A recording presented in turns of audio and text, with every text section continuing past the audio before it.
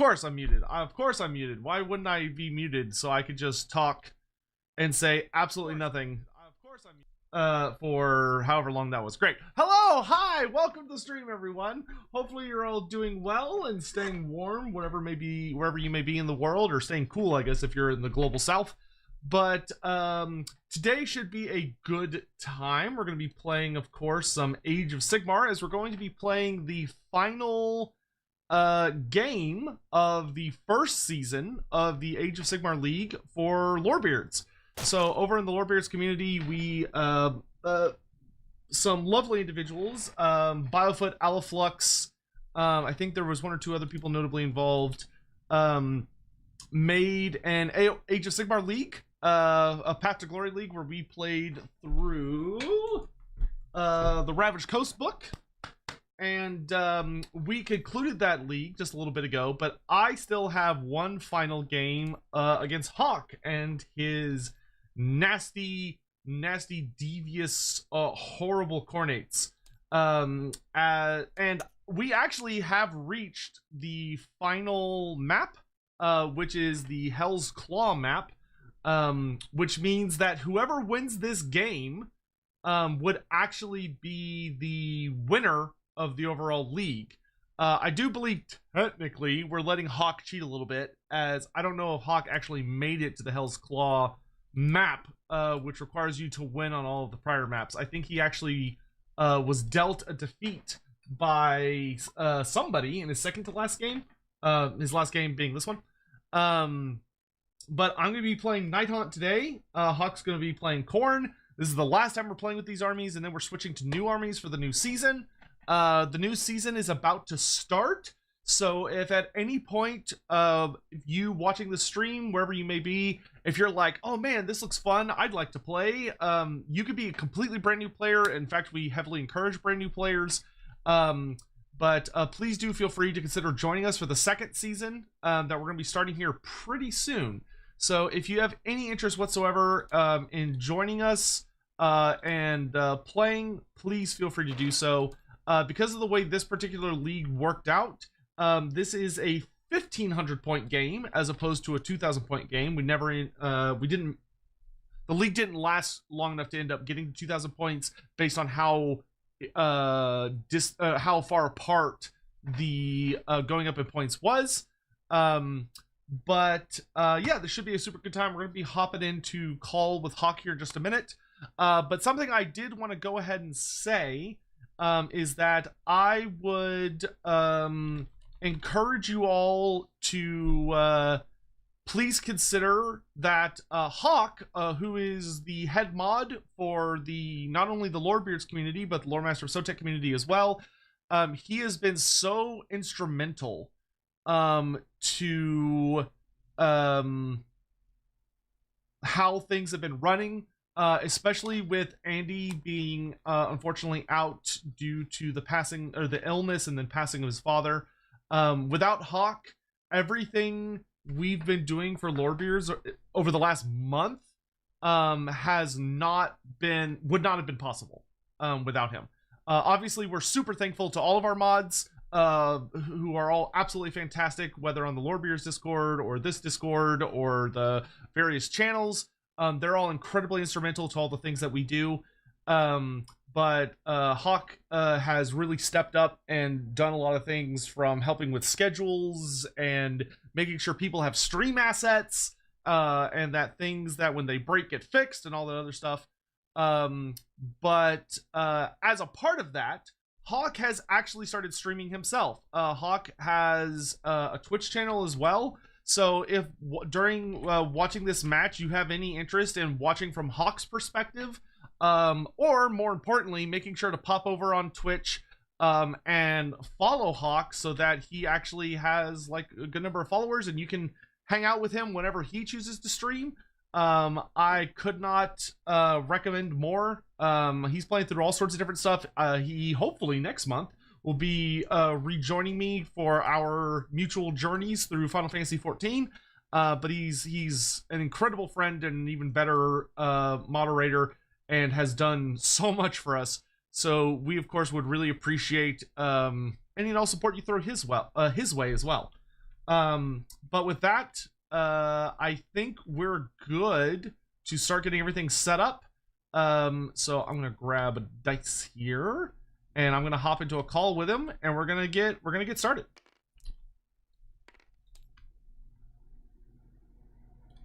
All right. Hello. Hello, how you doing? I'm good. You ready to do this shit? Yeah, pretty sure I am.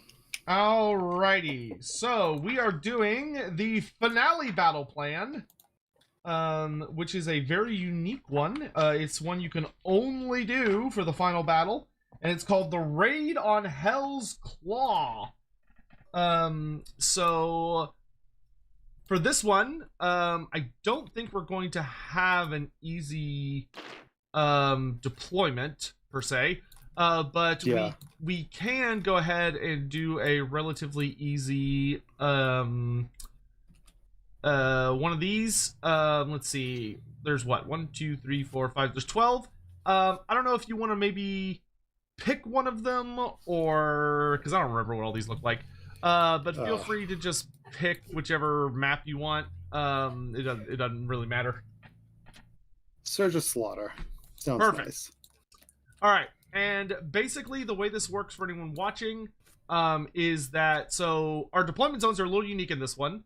We have these three are linked to these three, and then can I change? Yes, I can change the color. And then the other player gets these three and these three. So we get all of the outer zones. Oh, is Hawk's PNG just, oh my god, he's so big. Jesus Christ. Jesus fucking Christ. Yeah, okay, we need to take you over on Fugi later and fix your Fugi tech. Jesus, okay, there you go. You're much smaller now. Sorry, I didn't realize that he was fucking Godzilla mode. Yeah, he's gonna win by just blocking the screen. If no one can see the screen, then clearly he can't lose. Alright, and for this one, there is a singular Emberstone cluster, which is actually a trove right in the smack middle of the map. So over the course of this campaign, through all the different matches, all the different games, all the different showdowns, we have been basically fighting one another for different for Realmstone, the Axian Realmstone, which is known as Emberstone. So you can kind of think of it as like Warpstone, but it's all red and glowy, and it's fueled by fire magic, and it's really explosive and nasty. So it's been a big build up to controlling Hell's Claw, which is one of the most important sites in 4th edition, where the Skaven's invasion of Axii has kind of reached a boiling point. So the way this works is that me and Hawk will look at our overall campaign sheets for this campaign, because we're going to need some of the information that's included on that. And for these, oh god, I have to find the right AOS chat. Which one is it? Is it the battle listings? Is that where they are? Yes. Okay, so we're gonna go to the where we posted and kept track of all of our shenanigans. And what me and Hawk have to see is how much Emberstone has both of us individually acquired over the course of this campaign. So I have acquired 27 shards of Emberstone. I've gotten 34. 34. Oh, wow, you actually got more than me. Okay, so the player who has the lowest number, which is me, gets to choose which territory. So I'm going to pick the blue territory, because it doesn't really make a difference as far as I'm concerned. So I'm going to go the blue land. We set up the Emberstone Trove, which we already have. The player who assigned territories will deploy first. Each player must deploy one contingent wholly within their territory A, and the other wholly within their territory B. Your armies must be split into these two contingents. So we have to split our armies up. Okay. And each contingent must have as close to the same number of units as possible. So you can't have, like, one contingent is just a hero and the rest is like the rest of your army. Okay. So before we do that, I'm going to go ahead and go over my army here. for everyone to see. So I've got my 3 Nexuses of Grief, which is my unique terrain feature for being Nighthaunt. I also am running with the army I've been running for most of my games. I'm not going to bring some of the actually, was I gonna, what do I want to bring the Dreadscythe Heritance for this game instead of the Blade guys? No, I think I'm fine just doing what I've got. Yeah, that's fine. Because we do have an objective, so yeah, we're at 1500, right? Yes. Yes. Okay, just making sure. Yeah, so I cannot bring my Dreadscythe Heritance because they would take me over on points. Okay, so yeah, I'm just gonna run what I've been running. It makes life easy. All right, so I've got here. Oh, you know what? I also need to open this to see, is anybody I got tired? No, but I do have. Oh wait, I might have to switch out the Dolores blades because they got injured. They have a battle scar actually.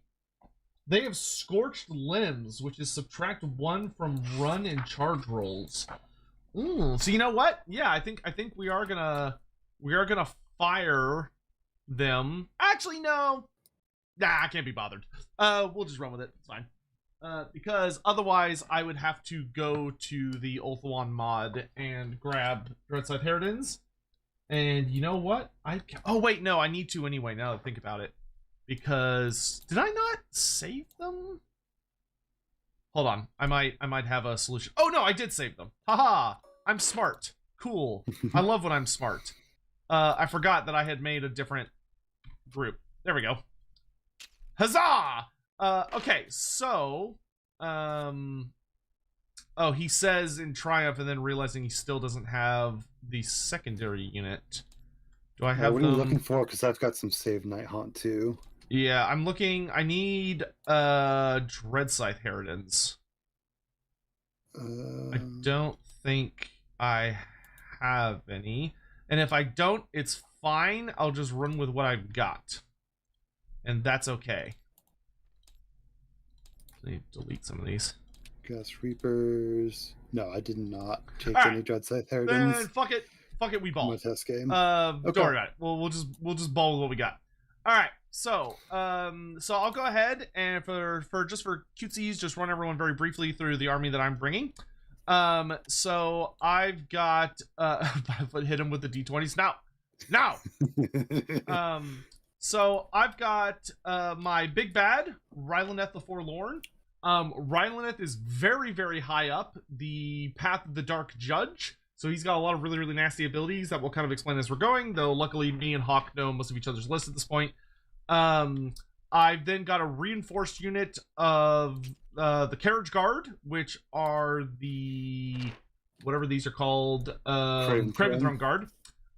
They are up the path of the the Carriage Guard are. Oh, this is like all kinds of weird looking. Okay, I'll go over here then. The Carriage Guard, I have not put on a path, but they are reinforced. I do have both the Forsaken Extollers and the Dolores Blades, which are Grimghast Reapers and Bladegeist Revenants, respectively. Both have been put on the Path of Torment.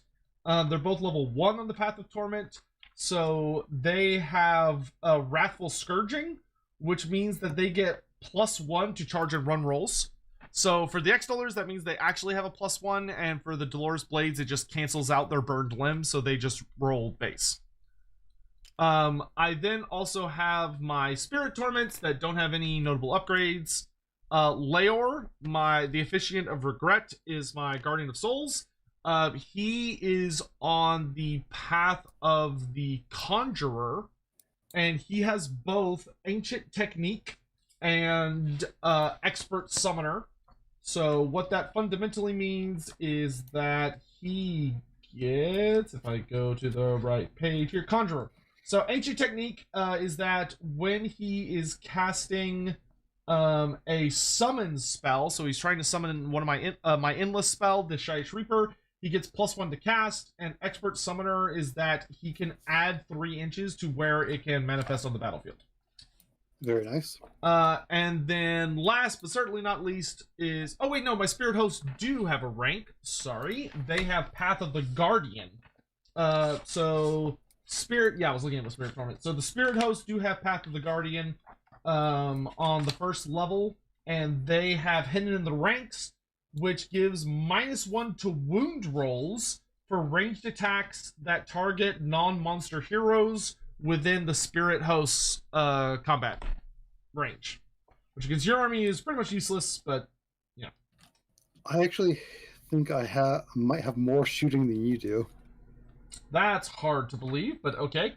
And then from there, I've got a Shyish Reaper, the Ushers of Arak and Arak himself, and then last but certainly not least, Rylaneth, who you know is just an absolute giant fucking beatstick. Yep. So to go through mine, I didn't name all of my individual units, but I did switch out my mortals for beastmen. Oh, cool. Yeah. So starting with the Anvil of Apotheosis, pretty standard bloodletter attacks, 3/3s, all that kind of good stuff. But he's an amazing priest. He gets he only gets 1 champ, but gets +2 to the roll. Ooh. And D3 in deployment from his path. Okay. He can unbind as a wizard.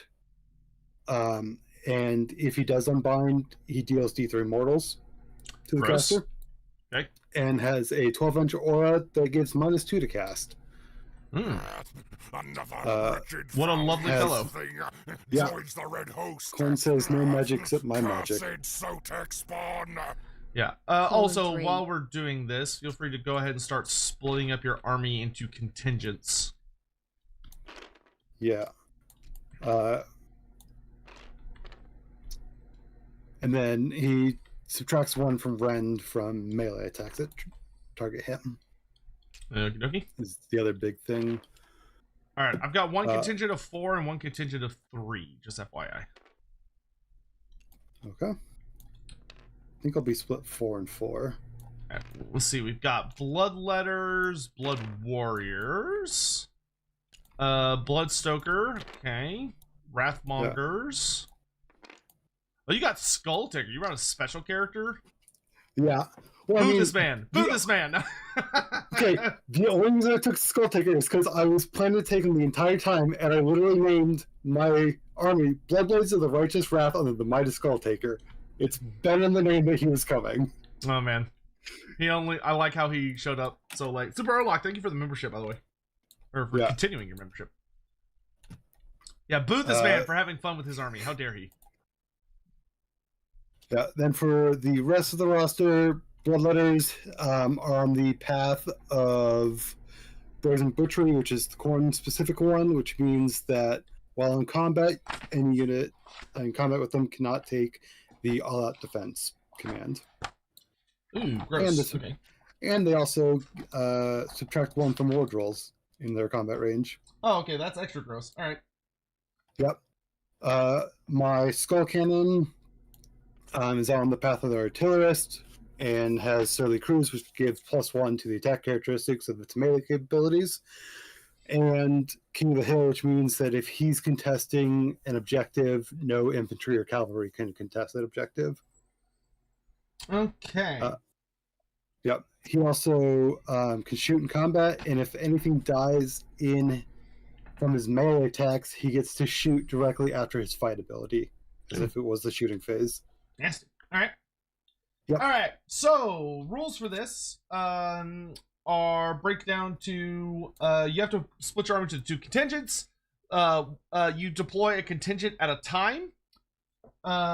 We have 1 new ability, which is called Seize the Trove, which is that if you control the Emberstone Trove, like an objective, pick a friendly units within 3 inches of it that is not in combat. If you do so, they have the ability to remove the Emberstone Trove from the battlefield and carry it. A carrier, okay, and yeah, they're, let's see. So for carrier, I guess we're gonna add shards as well, but I'll do that in a minute. So the carrier who has the Emberstone Trove cannot be removed from the battlefield by any ability that would allow it to teleport or do anything else. If they are destroyed, they will drop the Trove. Also, both players in the movement phase must use an ability if a unit in their army is the carrier. And the ability says, if a unit in your army is the carrier, roll a dice. On a 2+, you take that many mortal wounds. Cool. If the carrier is a monster, they take X plus 4 mortal wounds, where X is the amount you rolled. Alright, so my Bloodletter will not be picking up the shard. Yeah. Not Bloodletter. Bloodthirster. Yeah. The way to win the game is at the end of the battle, which the battle is, I believe it's the normal rules for this, so we start rolling at the end of turn 4. If either players have a unit that is carrying the Trove, they win. If nobody is carrying the Trove, it's a draw. That's it. It's just capture hold the flag. Yeah. Now for rules that we have to do because of the area where we are fighting, we do have a couple of unique rules that come up. So, let's see, we do still set up Emberstone clusters. So if you want to roll the D3 plus 1, and we can throw those down on the battlefield. Oh, wait, if we're fighting the Hateful Shores, no, we're not fighting the Hateful Shores. Yeah, so it'll be D3 plus 1.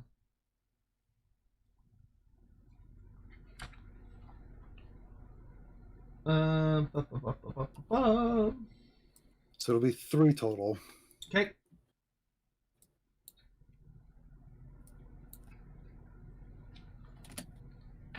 All right, and then we can roll off to see who will put down the first one. I got a 6. Yeah, 3. Okay, so I will put down the first one.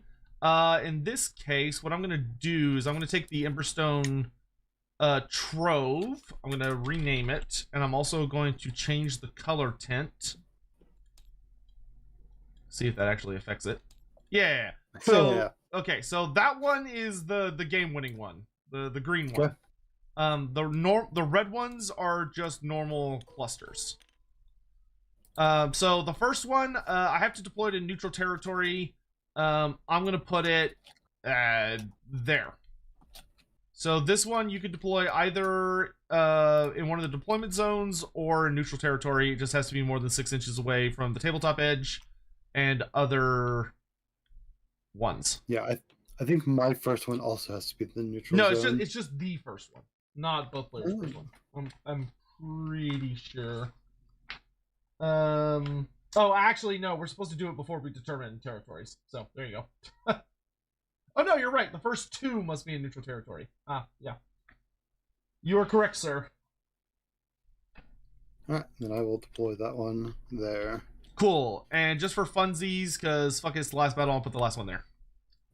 All right. All right. From there, we Ravage Coast abilities. So we still have Action and Anger, which is that if anyone uses all-out attack, anyone attacking them also gets +1 to hit. Because we are using a Hell's Claw battle plan, we also have Poison Domain, which is that any units within 1 inch... so at the end of both of our turns, we look at all units within 1 inch of any terrain feature, and we roll a d6. On a 1, they take d6 mortal wounds. Okay. And if you are holding an Emberstone cluster, you get -1 to save rolls and +1 to wound rolls. And that's it. All All right, right. So because I did stuff to pick territories first, I will start. And the first thing I'm going to start with is deploying terrain. So I have to deploy a Nexus of Grief in my territory. So I'm going to put one here. And then the remaining ones can go anywhere on the battlefield more than 3 inches away from other terrain and more than 12 inches away from other Nexi of Grief. So I'm going to put one... So it has to be more than 3 inches from these other terrain pieces. And the objective... Back it up just a smidge. Oh, that actually got me closer. Okay, that's good. Okay. Second one will go there. And I'm going to put the last one over here. All right, so I will lock those for now. Do you have any faction terrain? I do not, because Khorne's is only for like priest on foot, and I don't have any of those. Okay, cool. So I never spent the Everstones for it. All right, so now we go to normal deployment. So I am gonna do. I'm gonna start with this contingent. For this battle plan, see, right on Hell's Claw. Deployment. There is no minimum distance. So if you want to deploy right up on the edges of your terrain, you can. I don't think I'm gonna do that because I don't think that would do anything for me. So let's see. I'm gonna finish deploying first, so I'm gonna get to decide if I want to go first or second. So in that case, I can get away with deploying much more aggressively. So I'm going to deploy Rylaneth like that. And then I'm going to deploy the Carriage Guard here. And the Dolores Blades are going to go there. And that is my first contingent. So keep in mind, whatever contingent you deploy first, they all have to go in the same 3 box. Yeah. Here's the thing. I could deploy in combat with Rylaneth. Oh, well, let's assume you have to deploy outside combat range. Unless, is that in the normal deployment rules, or does it normally say on the... I thought it normally says it on the objectives. Or on the battle plan. Normally it's normally on the battle plan. That's so funny on this one. They're like, yeah, whatever, just go for it, man. Yeah, just go fight them. All right.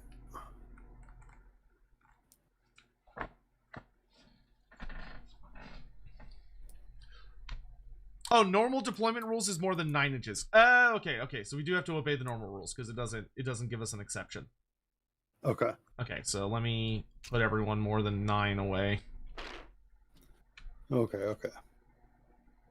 So is the next season gonna be another Path to Glory? Yes, but we're doing the new one, which is Blighted Lands, which is so much better.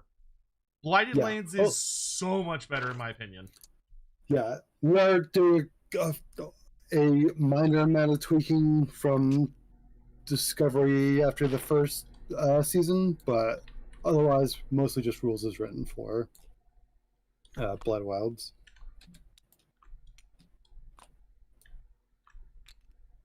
How dare you be practical?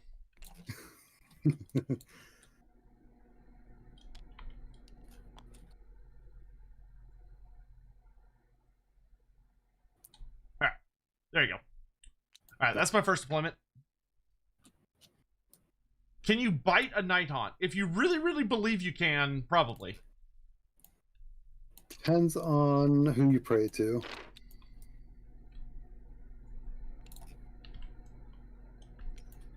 Khorne lets me do some crazy things. Like, and just as a not as a gotcha, my Bloodthirster turns off ward saves. Yeah, so does my so does Rylaneth. Yeah.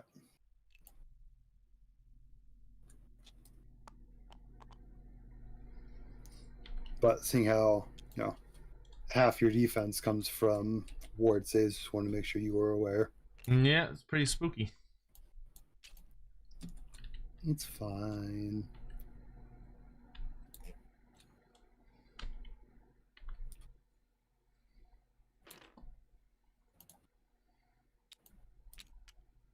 Some ogres have successfully eaten Nighthaunt, just like they've successfully eaten demons and Stormcast. They do have the power. Because ogres are fucking terrifying.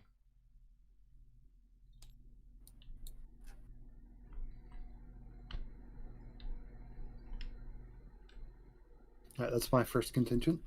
All right, and then my second contingent, we'll do the Forsaken Extollers up here.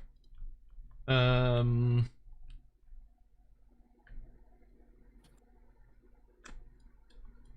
want to be fairly aggressive. Yeah, got it.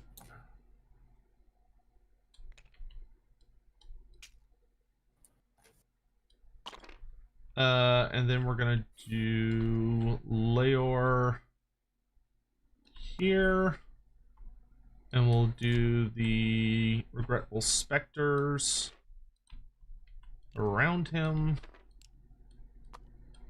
and then we'll put Arak with it over here, and then the Ushers of Arak can go next to them. All right, and that is it for my deployment. Okay.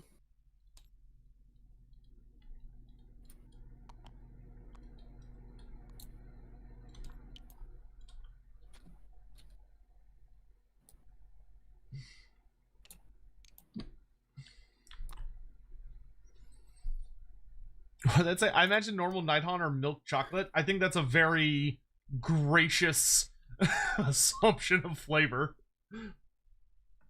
Yeah, I read a story about a guy who ate peppers and breath mints at the same time, thinking they'd cancel each other out. I don't think that's how it works.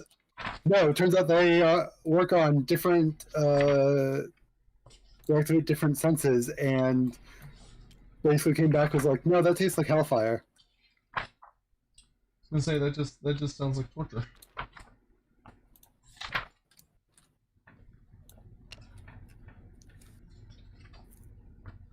But for anyone that is considering joining, it's very, very, very new player friendly. And there's plenty of people that are happy to teach you how to play the game if you're so inclined. We can get you most, if not, actually no, we can get you all the rules very easily for free. And all you have to have is tabletop sim and be interested. That's literally it. Those are the only requirements. All right, with that, are you ready? Yep. Okay, so we both have, well, I think yours is a manifestation, mine's an endless spell, but we both have a summon thing.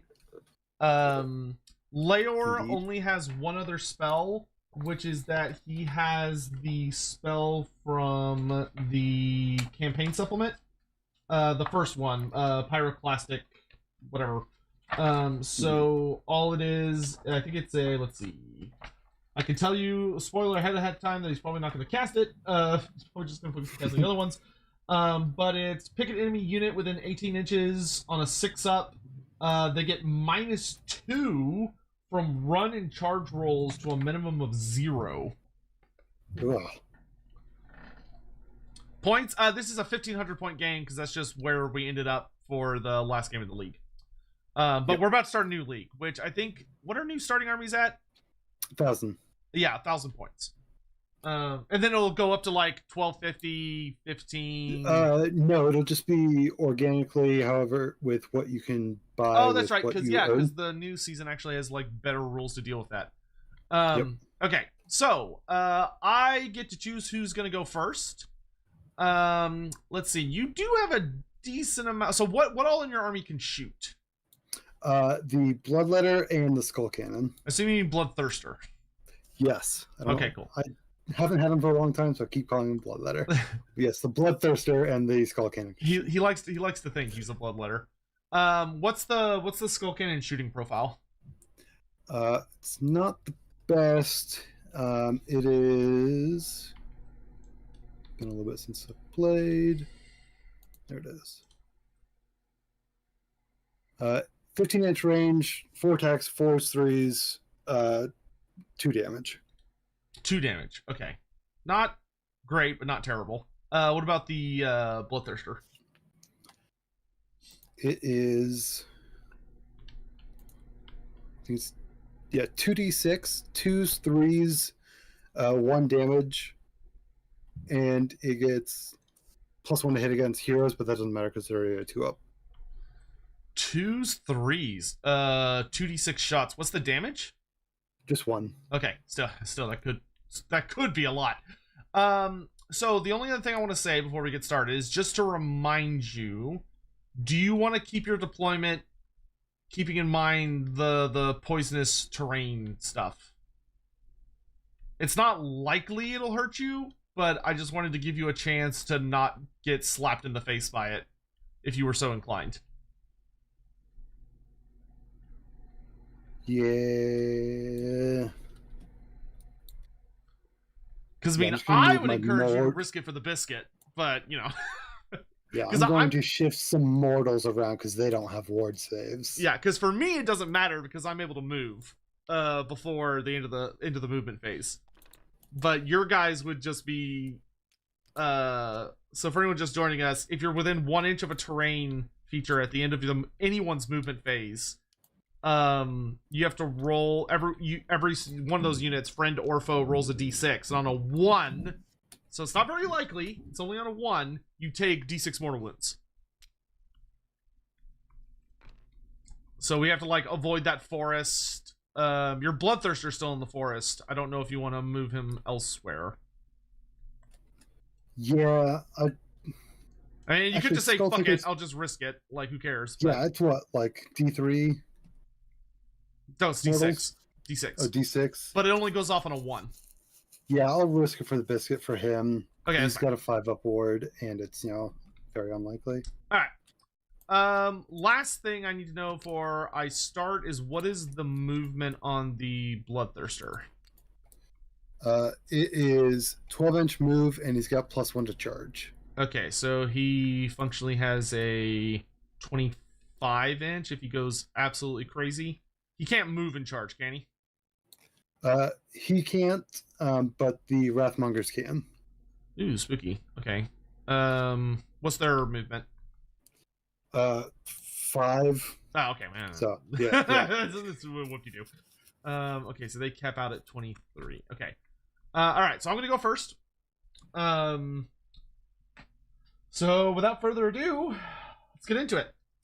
So top of the battle round, we have to figure out who is the underdog. Now, normally there is not an underdog, but in this, things are a little different. So I am actually the underdog for the first battle round, because it is determined by, first, who has the most victory or fewest victory points, which is we're both tied. Second is who went second in the did someone double turn, which obviously first turn, so no. So then third, has one player gained more Emberstone than the other, and the answer is yes, which is that Hawk has gained more than me, so therefore I am the underdog. So that means I get 1 extra command point. So I'm at 4 instead of, wait, I'm at 5? Yes, yes, you're at 5. Yeah. So I have 5 command points to Hawk's 4, and I also get to roll on the twist table, which for the twist table, we have to roll for what the twist table is this round. Yes. Deployment, installed reinforcements, timely arrival. Yes. Okay, so I will roll on the twist table. I roll a d6. I got a 1. So we got no twist table. Okay, so there is no twist. It is simply a beat 'em up style throwdown to the ends of the earth. All right, so okay, so well that makes that easy. All right, so how far away are we here? We are 18.5 inches away. Oh, that's nice. I don't have to worry about twists. That's actually that's nice. I'll take that. So let's see. We all have, I think, an 8-inch movement. Yeah. So that means we're looking at 8 inches plus 12 plus 1 at best case scenario would take me up to, okay, so that's doable. We'll see if I end up wanting to do that. But first up, hero phase. So Rylaneth, I'm going to look around for someone to accuse. No one is in range because it's only an 18-inch range. So I can't accuse anyone this hero phase. We can go ahead and go to magic. Who is it in your army that dispels? Zelakash. Okay. Is it normal range or does he have map wide? Normal range. Okay. And then I just need to roll D3 real quick because he gets D3 ritual points in the deployment phase. He starts with 2. All right. So Leor can only cast 1 spell per turn. Let's see. Guardian of Souls. Yep. So he's got Ancient Technique Expert Summoner.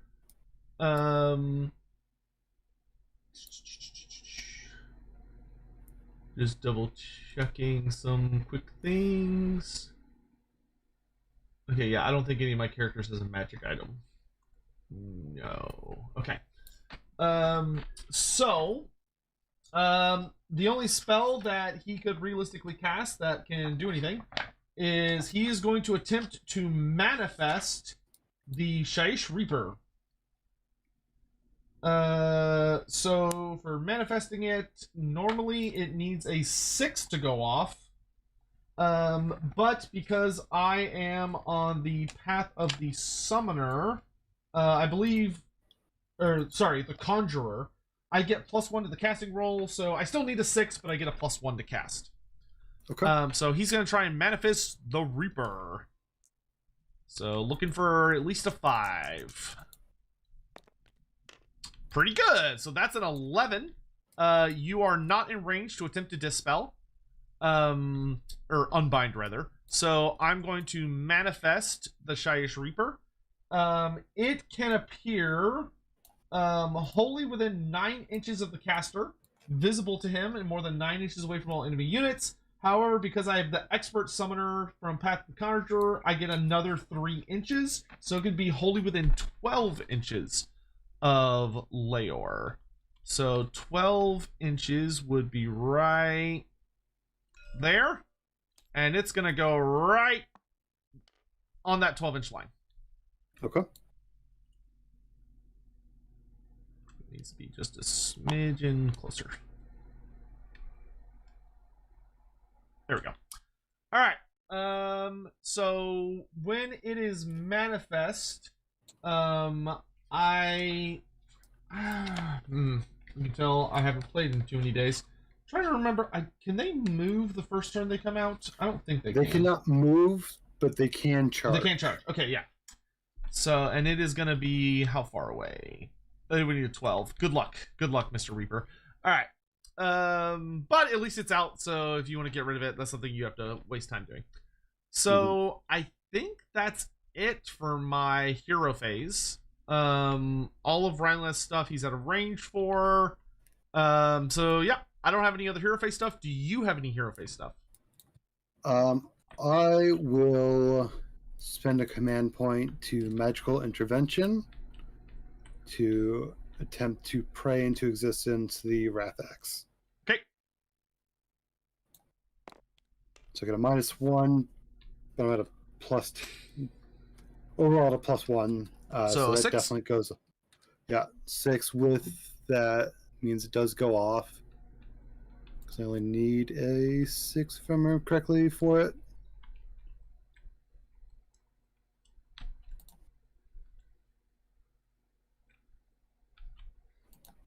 I'm just so glad sorry, that. needs a 4. So Okay, definitely. definitely guess. Yeah. I'm so glad that those are killable now. Oh yeah. I hated the old rules back in second edition. The blessed manifestations. There was literally nothing you could do unless you had a priest. It was awful.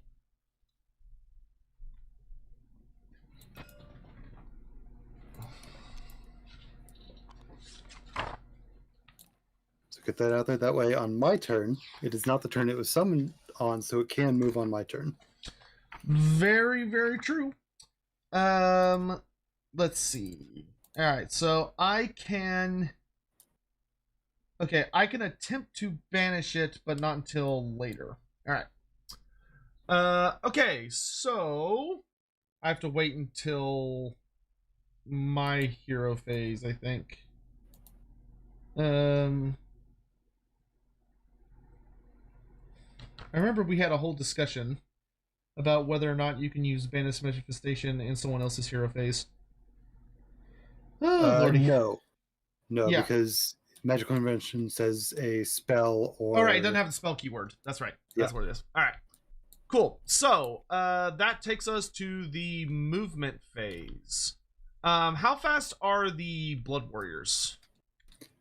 Basically, if it's infantry, it's 5 inches. Okay. And if it's on the Blood Throne or the Skull Cannon, it's 8, and then the Blood. Do they have any bonuses to movement? No. Or charging? No. Okay. So they have a max of 17. Okay. So I'm going to start with Rylaneth. I'm going to have him move. Let's see. Rylaneth has... let's see. If I look at his stat line, he's a movement of 12 inches. So I'm going to move him 12 inches this way. Just like that. So he's kind of tucked behind that building a little bit. And he's also going to be able to pick up that Emberstone cluster. And then I'm going to move my Dolores Blades 8 inches around this building. I guess we'll move up to it. Because I could fly and you can't. So I don't care about this here building. The Carriage Guard... let's see. They have a... What's their range again? The Carriage Guard have a range of... I can't remember if it's... Yeah, it's 16 inches. Let's see. I think I'm willing to get within 16 inches of these nerds. Because they're not super fast.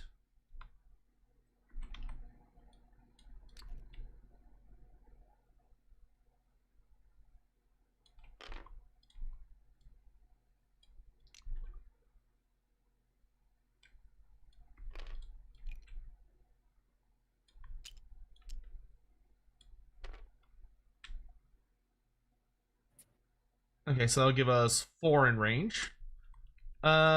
You know what? I'm actually going to have Rylaneth run to move a little further.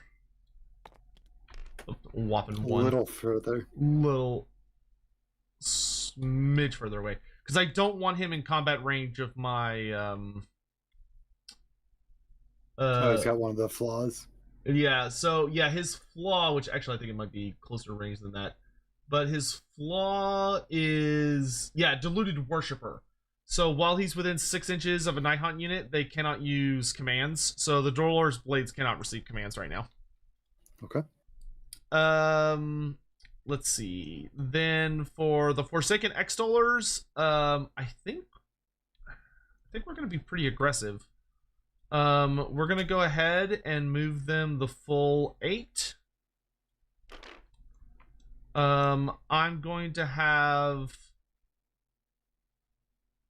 the I'm gonna have Arik run. Gets a 2, so you can move up to 10 inches.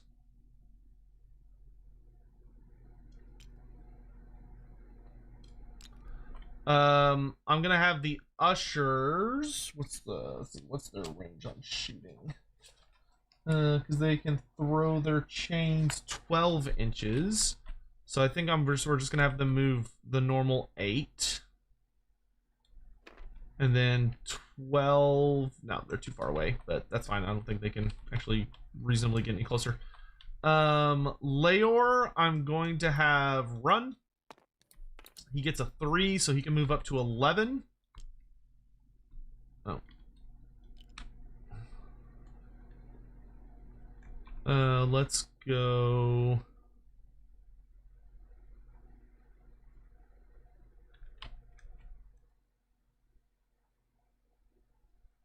I do need to be careful of the terrain. I'm like, oh, I can just run up next to this terrain. Then I remember I might blow myself up if I do that. Let's have him go here. And then the Regretful Specters will run. So they get an extra 5, which is more than enough to get it where they're just going to come park next to Daddy-O's to protect them from any shenanigans. Then at the end of my movement phase, for free, I have an ability I can use where I can teleport one of my terrain pieces. So I'm going to choose this Nexus of Grief, and I'm going to teleport it by using the Hungry Crypts ability. I can remove this terrain feature from the battlefield and set it up again within 3-inch set it up again on the battlefield within 3 inches of a friendly Nighthaunt unit, more than 3 inches from all objectives and enemy units, and more than 12 inches from other Nexus of Grief. And I'm gonna put it.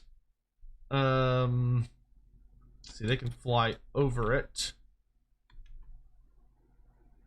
so we're good on that end. But it has to be. Oh, it just has to be within, not wholly within. Okay.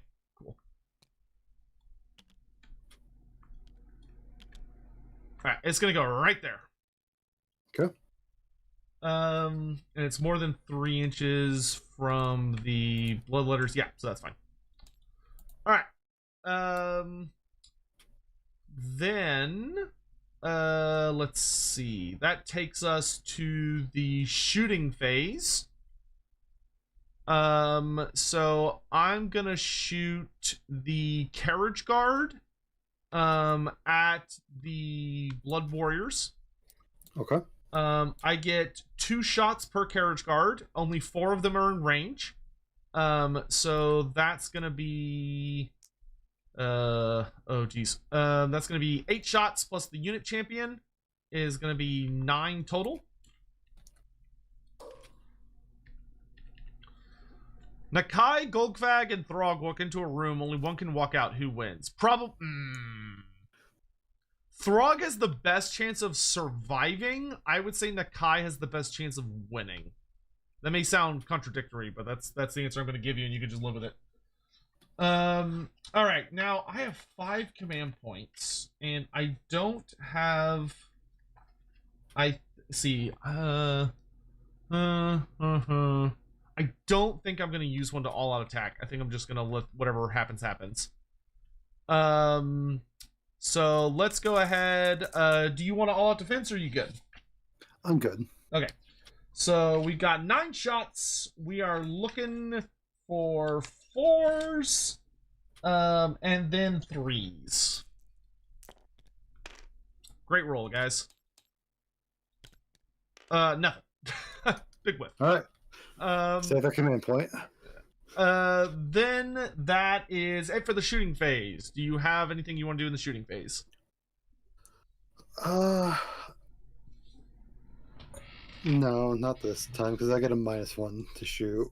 All right. I'm already on 4s. So that takes us to the charge phase, where I'm gonna be normally. Okay, kids, don't ever do this at home. It's always better to play very defensively if you go first, not aggressively. What I'm about to do is very, very stupid, but I don't really care. So I'm gonna go ahead and have the Forsaken Extolers charge. Try to charge. I'm gonna start with the Reaper. I'm gonna start with the Shyish Reaper first, because if he gets that big money 12, that would be awesome. But we'll see what happens. So starting with the Shyish Reaper. Nope. All right, and then I'm going to attempt to charge the Forsaken Extolers.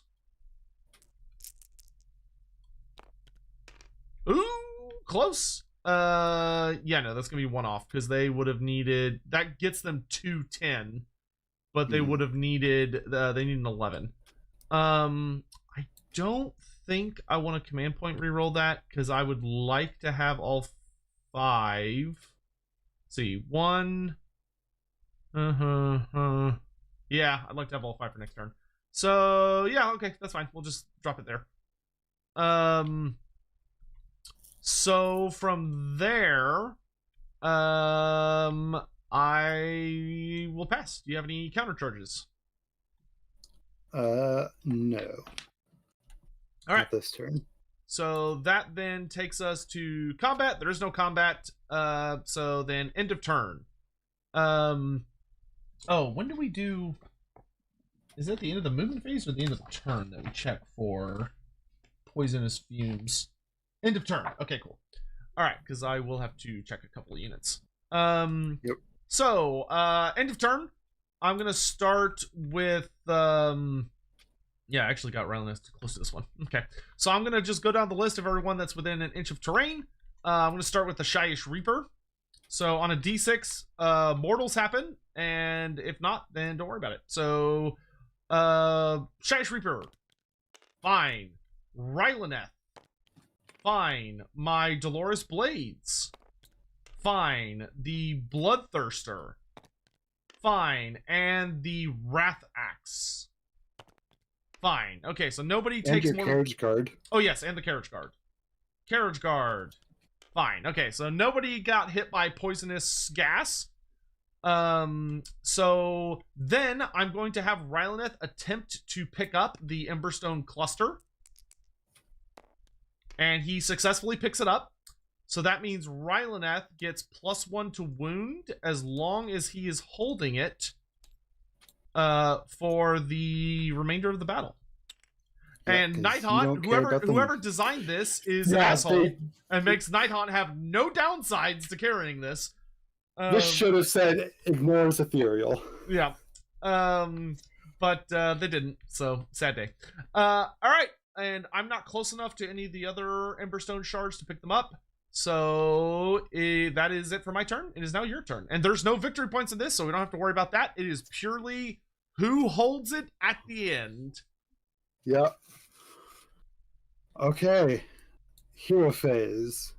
I'm going to, because I think you are, you are inside of 18. So I think I'm going to attempt to blood boil the Carriage Guard. Okie dokie. And what is Blood Boil? Blood boil says, if I could, why is this not where I think it is? If I get it off, roll a dice for every unit, or it's 10 dice. There it is. Number of models on each 5-up inflict 1 mortal. If I get 8 or higher, which is technically possible for me on a single dice, you also get subtract 1 to start my next turn. 1 Gross. to the wound. All right, fire it off. So it goes off on a 4, and I got 6 there. So I will roll 10 dice. Okay. You're looking for 5s? Yep. Ooh, so 4 mortals. Okay. Being Nighthaunt, we have our what do we have? Oh, I've got too many books. We've got our 5-up. Yep, 5-up ward saves. Save 2, so 1 Carriage Guard bites it. About as good as I could do. All right. You have anything else for the hero phase? Nothing for the hero phase. Okay, so I do have one gimmick, which is that Rylaneth is in range to accuse. How many wounds does a Wrath Axe have? Wrath Axe has 7 wounds and a 6-up ward. Okay, I don't think that's worth it. Because they're just barely in range, I'm going to accuse the Bloodletters. We use the Desolation token because this token is stupid. Chaos Dwarf should not have Nighthaunt fire color. I don't know why GW did that. It's dumb and I hate it. But It's so terrible. So they have been accused. This means that the next time they take a core action, such as move, charge, fight. So in the movement phase, when I move them, yeah, they will take D3 mortal wounds. Yep. In addition,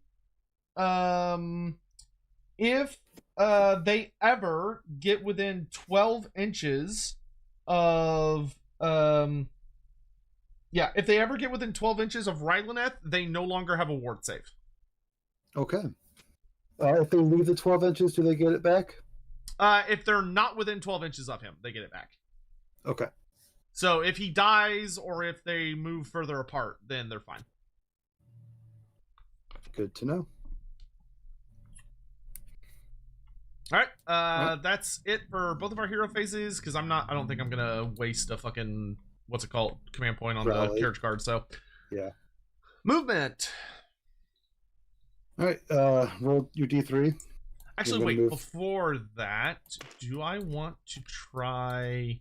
See, Rylaneth is within 14 inches of them. Hold on, let me check. Let me check if I could be a little bitch. Because that's fun to do when you can. Pyroclastic Repression. Oh, you know what? Yeah. Yeah, sure, I'll do that. Because am I still out of... I think you are. Yeah, because it's 30 inches, right? Mm-hmm. Yeah, okay. So in that case, I will use a command point, and he's going to attempt to cast Pyroclastic Repression on the Bloodletters, which would give them -2 to run and charge rolls. Just to make their lives hard. I am at a -1, though, so I believe I need a 7. Got it. Okay. All right, so they have been pyroclasted, so we'll just drop a buff. Okay, you got it. Yeah. All right, movement phase. Moving the Bloodletters. Okay, I'm gonna get some royalty-free battle music on here. Yeah, it is a little quiet. So they have a 5-inch move.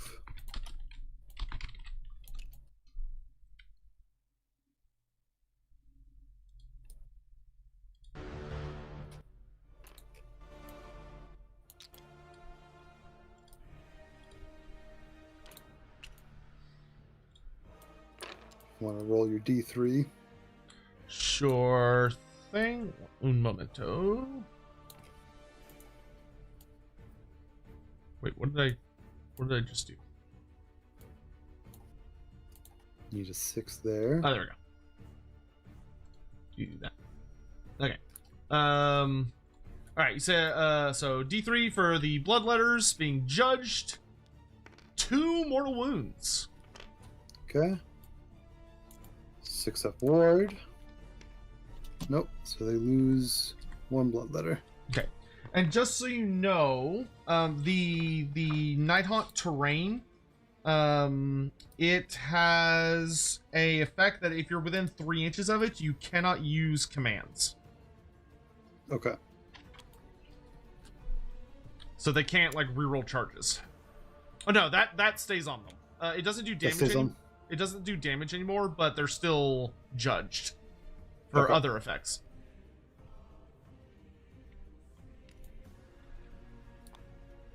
I'm going to move this up.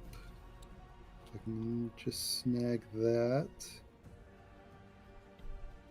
I'm fortunate that I'm within the terrain, but it's the movement I've got. Zelikash will run. He's not getting into the fight otherwise. He is running. He's hauling ass. Yeah. 14 inches. Yeah, the Blood Warriors will run as well. Not as quick. No, definitely not as quick. So normal 5-inch movement. Another inch around the terrain. I hope we have Khorne Gors coming soon for AOS. That'd be so They're the nice. last ones. They're the only boys still missing. be nice if they were like an anti-cav unit like they are in Total War. Yeah. The Blood Bowl ones are pretty good looking though. Yeah. Do you think those of us here in chat could do the wave? If y'all tried really hard, probably. That level of coordination might be beyond you. It's chat. It's totally beyond them. Y'all got a wave emoji, right? Yes. Yes, you do. Yeah, y'all can totally do it. How far is the shooting on that? I think it's just, yeah, it's 8 inches, of course, because it's Khorne.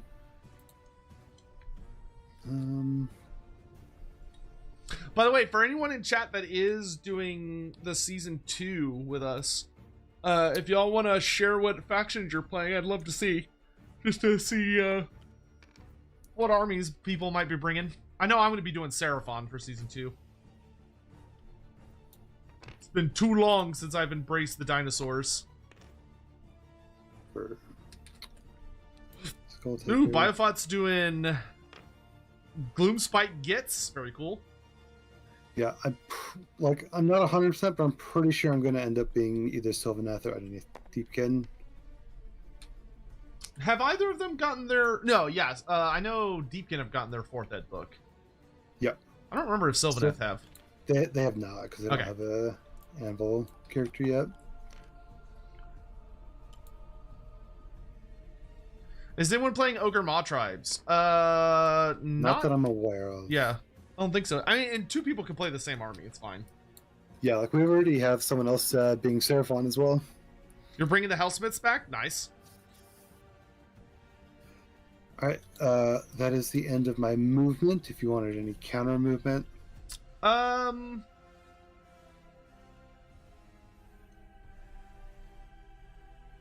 I will see. I've only got 4 left, but I'm not in range to. Oh no, I am in range to shoot, I suppose. You know what? Let's see. The question is, do I want to? I could try moving Rowleth up, but I don't think he'd be. Well, it's technically on the obscuring terrain, so it's not visible to you. Oh, right. You're not a flyer. I always ignore terrain rules because my army doesn't care about them. You know what? Yeah, I'm gonna use a command point to reposition Ryleth. Okay. A 2. What do you do?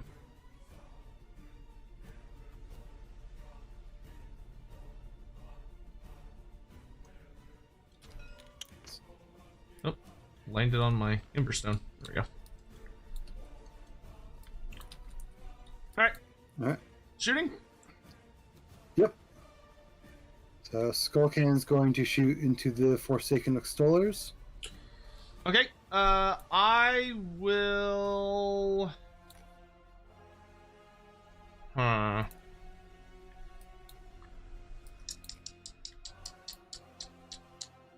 Four shots and they're 2 damage? Yeah. Alright, I think we'll just eat that. Go ahead. Okay. Look for 4s. Hey! That's what we like to see. Look for 3s. Okay, so 1 wound. Yep. Saved it. Okay, and then Bloodthirster is not in range to do any shooting. So he's just whipping it back and forth back there. Yeah. He's fucking running though. Charge phase. Start with the Wrath Axe. Okay. Need an 8. Most auspicious, and it's a in range of the Nexus and also a manifestation, so it can't get commands. Okay. So then the Bloodletters. So they normally would need a 6, but because of the Pyroclastic, they need an 8. Yep. Ooh, okay, that's a big whopping no. All right. So still no combat. Okay. I will. You know what? I'm gonna do a counter charge. Okay. I'm gonna do it on the. Now the question is, do I try and do the downtown from downtown with Rylaneth, which is stupid, or do I do the much safer Forsaken Installers? I'm very tempted to do the stupid one, I'm not gonna lie. Do Bloodletters get any bonuses when charging? No. Okay. No, they should be within aura range. Yeah, I'm gonna do it with. I'm gonna spend 2 command points, and I'm gonna try and countercharge the Forsaken Extollers. Okay. Nope. I think that's a fail. Oh no, they have +1. They have +1 to charge, so they barely make it. Okay. Because they basically rolled a 6. So I think I'm gonna have to move them not all at once. So let's move these ones. Like that. Yeah, the whole unit's not gonna be able to fit. Then you'll go here, and you'll go here. And if we can, okay, good. We're out of 3 inches of the Wrath Axe, so we're not dragging that thing in. It doesn't have like a bonus pile-in range, does it? No. Okay. All right. So there will be a combat, but you do get to you will be able to swing first because you get to decide who swings first. Yep. But I do get to activate my combat ability first because abilities go before swings. Okay. So I'm gonna ability. So I'm gonna activate Reap Like Khorne. Hey. As opposed, not that Khorne. I like Khorne. Yeah, really. I'll use the Khorne to defeat the Khorne. So I pick an enemy unit with 5 or more models. I roll a number of dice equal to the number of models. For every 6, you take a mortal wound. Okay. So it's gonna be 9. Oh, no, one of them died earlier. Okay, so 9 attacks. Looking for 6s. Nothing. All right. Take it away, sir. All right.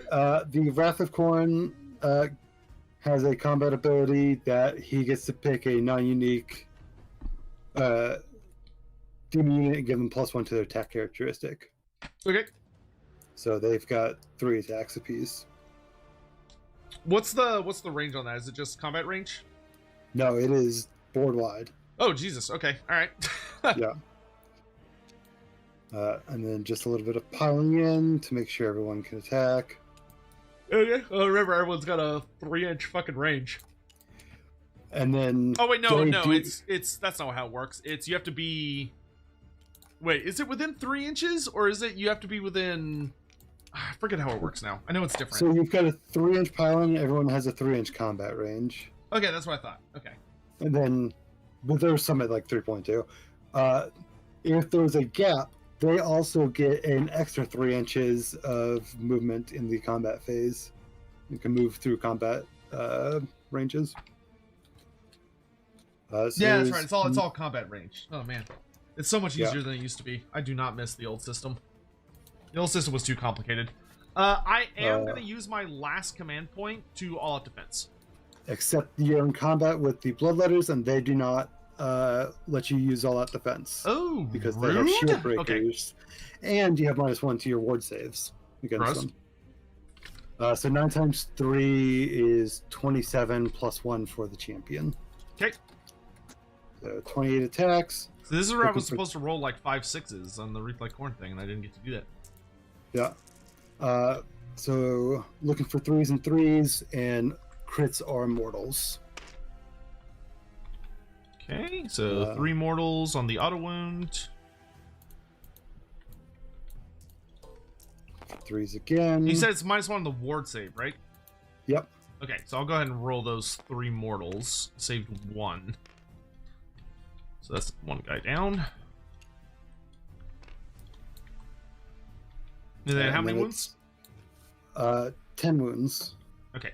10 wounds. Sorry, it's 1 damage apiece. Okay, but, so yeah, 10 wounds. So those are going to be 6s because I ignore rend. Nice. Ooh, not so nice. So 1, 2, 3, 4 more go down.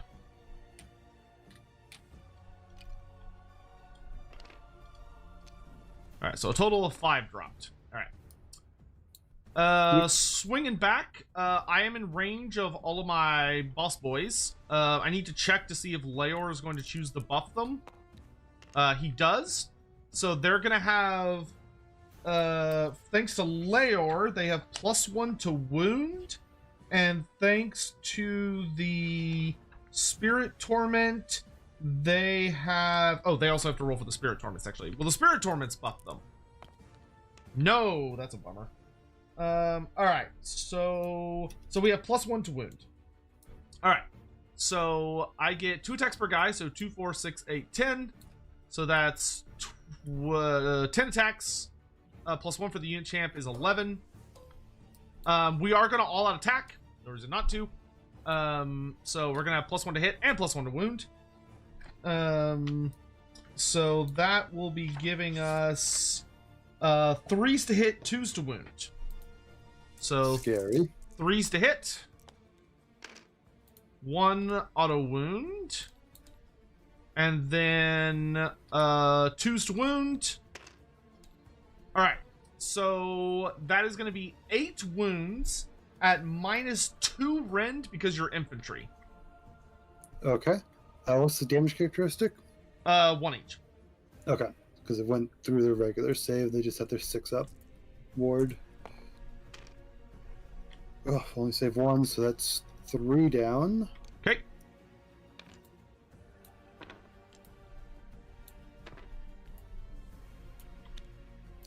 And 1 with a wound.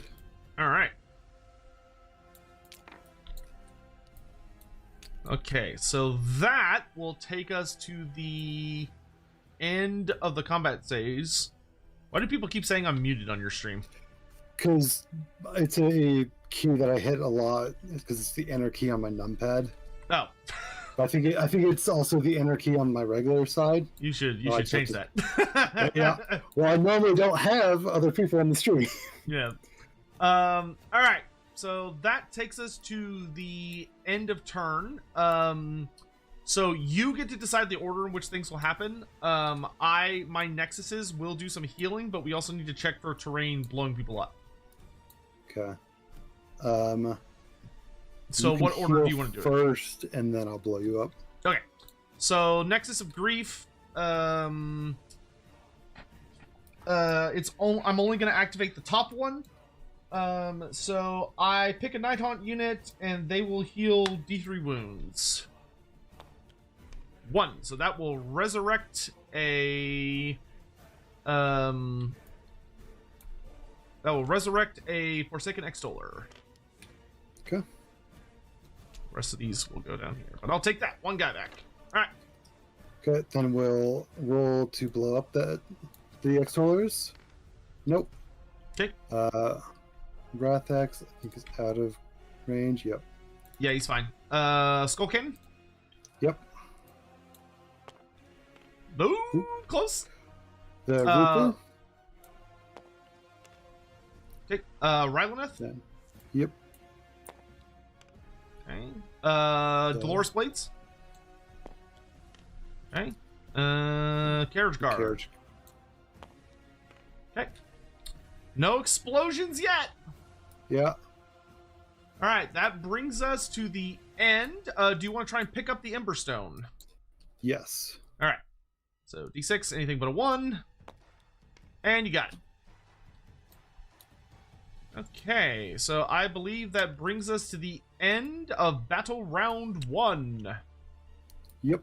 All right, so we are on to Battle Round 2. This one is very straightforward. For anyone watching, we will simply have a roll-off, and whoever wins the roll-off gets to decide who goes first, who goes second.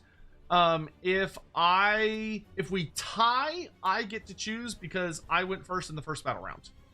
Yep. So here we go. A 6. 5. I shall go first. I do not want to be double turned. Thank you, sir. All right, but That's scary. I am still the... Am I still the underdog? Yes, I am still the underdog. Because we have equal victory points. And we have... I didn't double turn. And I have less shards than you, so yeah. Alright. Hero phase. Rylaneth is going to accuse... let's accuse the Skull Cannon. Okay. Then I am Don't think going... you can accuse manifestations because of their weird, like, not a unit. Yeah, probably not, no. Then, let's see, I have a command trait I can use, but I don't know if I'm in range. Wholly within 12 inches. Nope, they're too far away. Okay, so can't do Lord of the Spirit Hosts. So I think, so Leor is going to attempt to use, instead of casting a spell, he is instead going to use his slot to do, oh, this doesn't replace a spell. It's something you can just do for free. Oh, that's nice. Okay, so I don't think he's going to cast a spell anyway, because if I try and cast, Zalax is going to bitch slap him. So, he's just going to attempt to banish manifestation on the Wrathaxe. And the Wrathaxe is, what does it need to be banished? It needs a...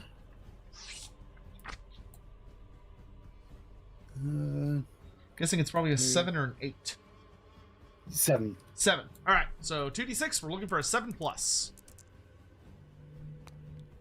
No. So the Wrathaxe remains. Bummer.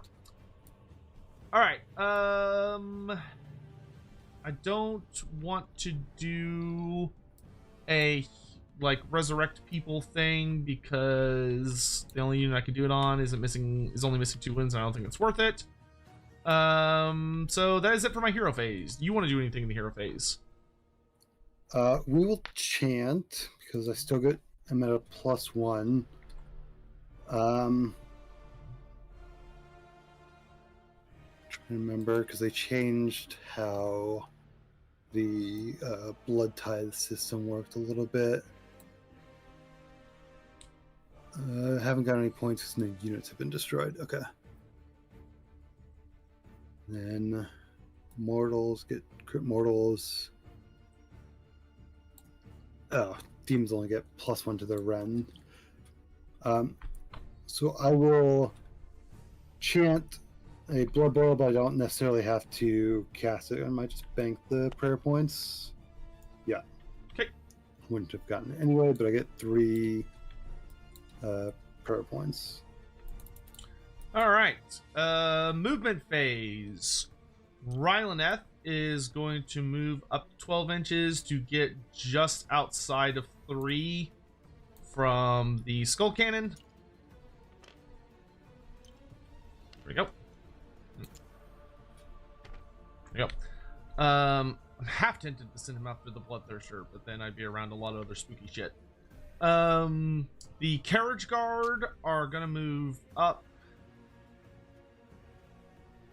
Let's see. Those guys are not inside the forest. So let's move up 8. And we don't need to move up the full 8 because we're going to rearrange their formation a bit.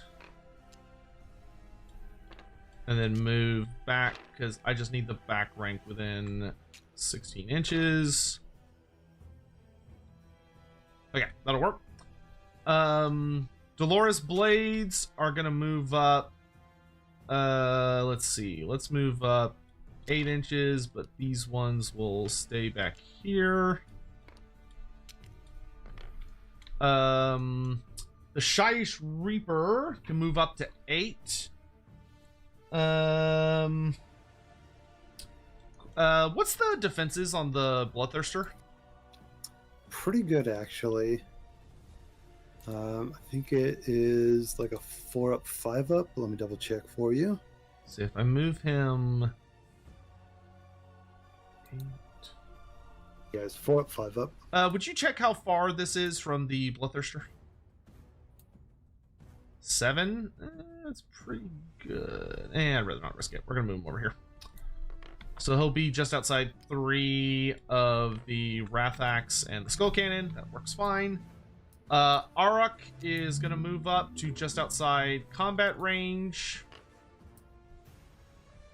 But I'm going to make sure he stays at least an inch away from the grave. The ushers are going to move up. We're going to stay an inch away from the grave. Cool. Leor, same thing. And then the spirit hosts are going to move up to 8, and we're going to wrap them around. Pretty sure all your guys are 6 feet under the grave. Oh, shut up. Actually, I think we're going to have Aruk remain more on the outside, because the Bloodthirster comes at them. Aruk has a better chance of fighting, as long as he stays within combat range of the Regretful Specters. All right, I think that's everyone. I don't think I want to command point teleport anyone. So, yeah, that is the end of my movement phase. Is there anybody you want to move in the movement phase? Yes, I will redeploy the Skull Cannon. Okay. Well, it's at least that much more difficult to charge him. True enough. Right. And then he takes D3 because that's yeah, first time. Yeah. So D3 mortals, 3 mortal wounds. Okay. That's the only time that will happen. Oh, nice. No, yeah. But he's within 12, so he wouldn't get that. That's only in the combat phase, I believe. Okay. Let me double check. Let's see, Path of the Dark Judge. Yes, it's only for the combat phase to the end of the turn. So combat onwards. So he will make those ward saves. Okay, takes 1 wound. Okay, and you're down to 2 command points, correct? Yes. Okay. Cool. So that takes us to the shooting phase. The Carriage Guard, we're gonna fire everything at the Blood Warriors. Okay. Well, I'll have to fence them. Okay. They are missing 1 guy, so they will have 19 shots. Do I want to buff them? No, I don't think I do. Alright, so they're looking for 4s and 3s. So we got some auto wounds, a lot of misses. Alright, so it's going to be 7 wounds at -1 rend. Okay. So I have a 3-up, and it's a 3-up because of the cancellations. So they take 1, and it's 1 damage? Yep. Okay. 1 guy gets pinged. The Ushers of Adak are going to throw their chains at the Bloodletters. Okay. So they get, I believe it's 2 shots each. Yeah. They get 2 Ghost Flails each. And they are looking for 4s to hit and 3s to wound. So 4s to hit. 1 auto wound, 1 miss. Nothing. So 1 wound at -2 rend at 1 damage. Okay, 6-up ward. No. Alright, so hey, I'll take it. Got rid of another body. And also that you no longer have that debuff. That's gone. Alright. So then that will take us to... do you have any shooting that you want to do? No. Okay. So charge phase. I'm going to start with Rylaneth the Forlorn. 2d6. He got a 6. What exactly does the Wrath Axe do in combat? It is 4 attacks, 4s 2, normally 2 rend, D3 damage. Gross. Okay. Alright, so I will go to right here. That way I'm not within an inch of the terrain. And I can still bonk things. Next, I'm going to try and charge the Shyish Reaper. We got another 6, so he's just going to slide on in there.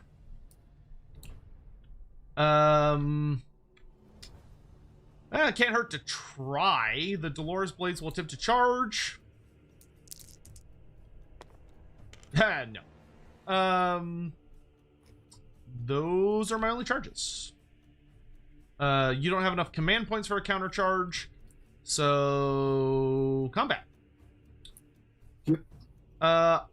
So Rylaneth is going to choose the Wrath Axe for the target of his combat ability, which is the Grim Judge. So I pick a unit in combat range, so the Wrath Axe, and then all judged units within 12 inches, so the Bloodletters and the Skull Cannon. So these 3 units all do not get ward saves for combat or anything else that happens for the rest of the turn. Yeah, I think you could probably pick something else, but I don't think the Wrath Axe technically can be picked because it's not a unit. Oh, that's fair. Well, in that case, he'll pick the Skull Cannon. Doesn't really matter. Yeah. All right. I'm gonna swing the Shyish Reaper first, and it's gonna put everything into the Wrath Axe. Okay. Before I do that, I need to activate combat abilities. So, Forsaken Extollers will activate Reap Like Khorne, because you still have 5 guys, so they can still use it. They're looking for 6s, 1 mortal wound, and you will not get a save. Okay. Then Leor is going to try and give a +1 to wound buff to the Forsaken Extollers. Nope. And then the Ushers of Arak are going to try and activate their ability. Yes. So all Nighthaunt units within... is it Holy Within or just Within? I think it's Holy Within. Probably Holy. Chain Gas. Holy Within 12 inches get +1 to hit. So the... Oh, you know what? In that case, I should do the smart thing. So I'm going to swing the Forsaken Extollers first. I don't know why I was not going to do that. That would be silly not to do that. So they're going to swing at the Bloodletters first. They will get +1 to hit, but not +1 to wound. Okay. So they get 1, 2, 3, 4, 5, 6 guys. So that is going to be 13 attacks. And they need 3s to hit and 3s to wound. Okay. I'm also going to give my Skull Cannon the +1 to attack characteristic from the Blood. Oh, from the axe. Okay, cool.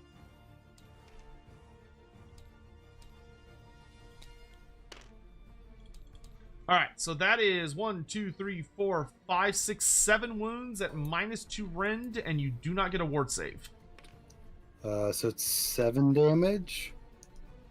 So all but the champion? Yeah. This is why I didn't give them the +1 to attack characteristic. Makes sense. All right, and then it is your turn to swing. Yeah. So I'm going to swing the Skull Cannon into the Shyish Reaper. Okay.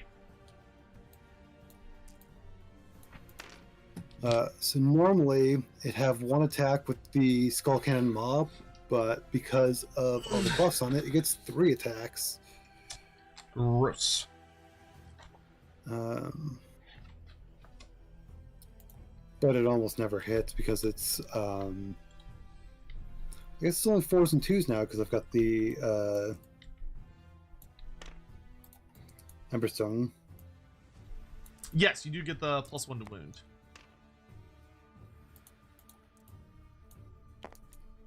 Oof. Yep. That's. I think it's Been hit there. twice. Been there. I think the Maw has hit twice this entire. Yeah, I think Arak's the same way. He always whiffs the wound rolls every single goddamn time. Yeah. Then 6 attacks with the Hellblades, 3 3s, crits mortals, 1 damage piece. So 2 mortals, and 1 wound. Alright, so the 2 mortals, do these guys reduce my ward save, or is that only the Bloodletters? Only the blood letters. Okay, so I get a 6-up. I guess I'll roll the normal one first. So the normal wound, I get a 4-up save. Save that. And then 2 mortals, I have a 6-up save. No, so it takes 2 damage. Any other attacks? Nope. Alright. I will activate the Shyish Reaper next then, and I'm putting everything on the Wrath Axe. I want to try and pop that thing before it becomes a problem. Yep. So I get the Shyish Reaper gets 3 attacks on the turn it charged. Normally it only gets 1 attack. It is going to be hitting on 3s, wounding on 2s. Ugh. Yeah. Okay, so 1 goes through at -2 rend. Okay. That is going to go through its regular save. Okay, and it does 4 damage. Okay. Looking for 6s. Nothing. Alright, then it is your turn to swing. Wrath Axe will swing right back into the Reaper. Okay. So it's 4 attacks, 4s and 2s. Nothing on crits though. 3? D3. Well, I have to roll my save first. Yeah. So 3 wounds. I have a 4-up save. Pass 1. So 2d3. Yep. 4. 4. 6-up ward. No. So that takes... I take another 4 wounds. I've got 1 wound left. Okay. Alright. And the That's Wrath Axe, all you said, about combat. it has 7 or 8? 7. Okay. I don't know why I didn't have 8. It's Khorne. Yeah. Alright. For Rylaneth, I'm gonna put... How many wounds does the Skull Cannon have? 8 total. 8 total. Let's put... Wait. And the Wrath Axe only has 3 wounds left. Alright, let's put all of the Relic Bearer attacks onto the Wrath Axe, and we'll put all of the Attendant's weapons and Rylaneth's sword into the Skull Cannon. Okay. How much run is all the attacks going to the Skull Cannon? -2 for the Attendant's deadly weapons, -1 for the Malignant Blade. Okay, then I will defense. Rylaneth prevents command abilities within combat range. Never mind then. He shuts that down. All right, so I'll start with the Skull Cannon.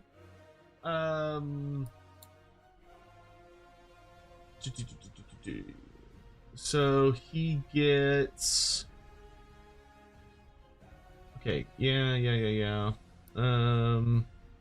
I don't think I ever got to use Devour Magic this campaign. no one I was fighting ever took wizards I could get anywhere close to. Alright, so I get 4 attacks with my Attendant's deadly weapons. I am not in range. You know what? I'll use all attack. I would like him to be successful here. So he's gonna have +1 to hit and then +1 to wound because he's got the Emberstone. So Attendant's deadly blades, 4 attacks, needing 3s to hit. 6s deal mortals. Big whiff. Okay. So it's 1 wound at -2 rend, and it's 2 damage.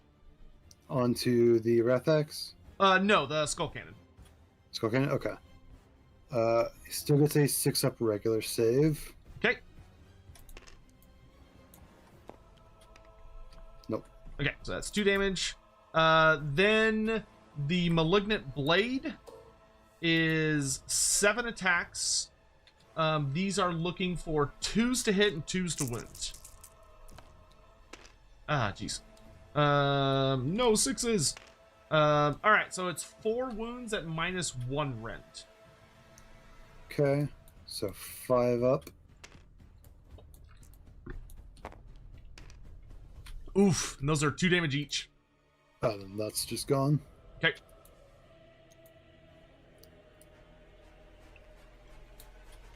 It's an unlucky roll there. Alright, and then his Relic Bearers into the Wrath Axe. He will get 14 attacks. Needing 3s to hit. That's 3 mortals. And then 3s to wound. Alright, so it's 5 wounds at no rend. Okay. So it just has a 5-up regular. Okay. Not making those 5s. No. Alright, you still have to swing back with your Blood Litter champion. Yep.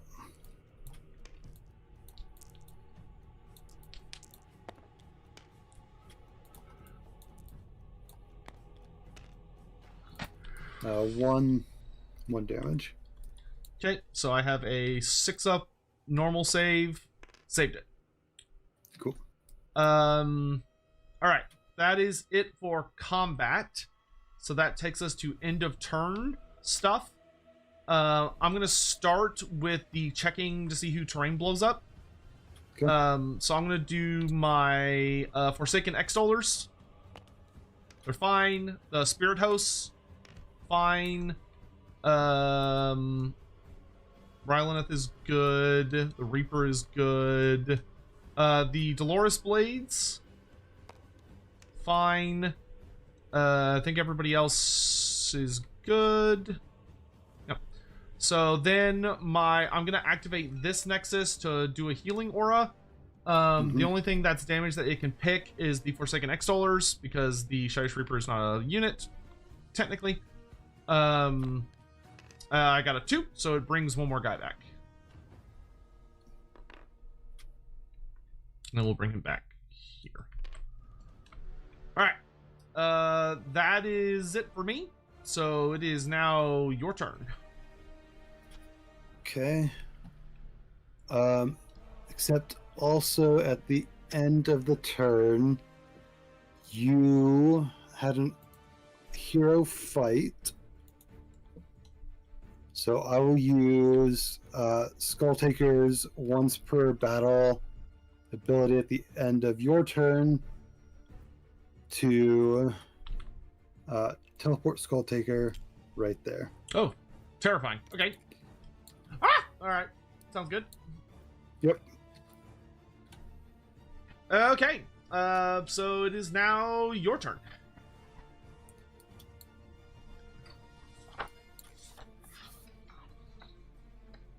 Yep. So hero phase. Not going to worry about rally because anything that can be rallied is just a 1 wound.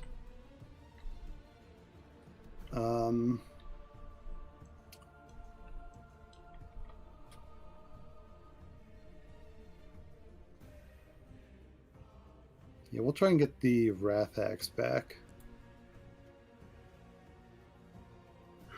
Very likely you'll succeed as long as you don't roll a 1, really. Yeah. Just think if that's the best bet. I think it is. Because unfortunately, there's nothing in range to really get buffed by not Blood Blue, the other one. But Wrath Axe is back.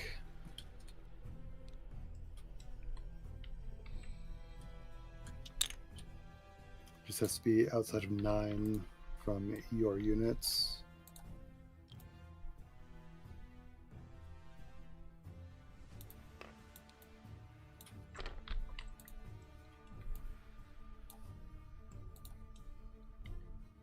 Okay.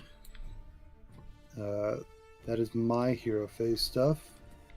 Okay. The only thing I'm going to do is Rylaneth is going to accuse Skulltaker. Okay.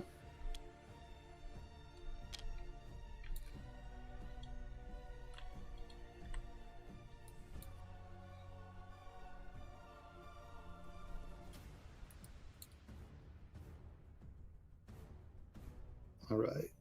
Movement phase. We'll have Zelakash move to just outside of 3.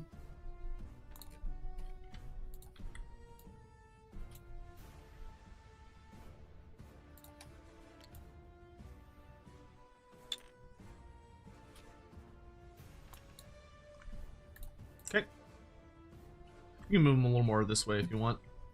Yeah, it's just being weird with the trees. I can... We do that. There you go. Perfect. Thank you. Blood Warriors will move their 5 inches because we might actually get a charge off this turn.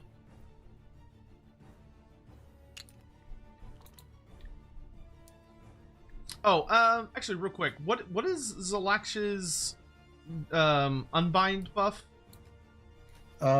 So if he unbinds, oh yeah, I could just try and unbind. I don't get. Oh yeah, you can do that for men. free because he's a priest. Yeah. For some reason, I thought I had in my head that he it's you pick one or the other. You know, you can do so I'm guessing it's like a 7. Yeah, 7. Ooh, yeah, Easy. vanished. I am gonna use a command point to try and pyroclast on Zalaksh. Okay. Nope, don't even go off. Okay. Carry on. But yeah, if I had unbound it, you'd have taken D3 mortals. Okay. So Veracity will move his 12 inches.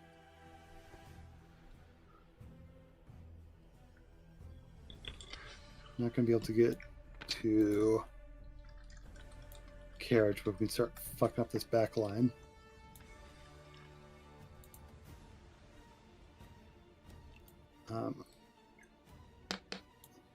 Can run Rosaris.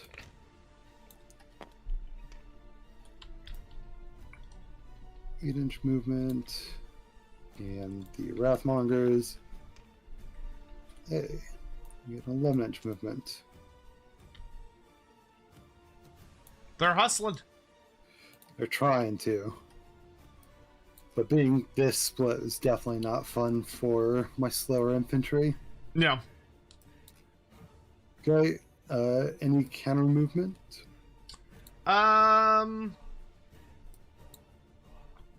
Yeah, I'm gonna use a movement on actually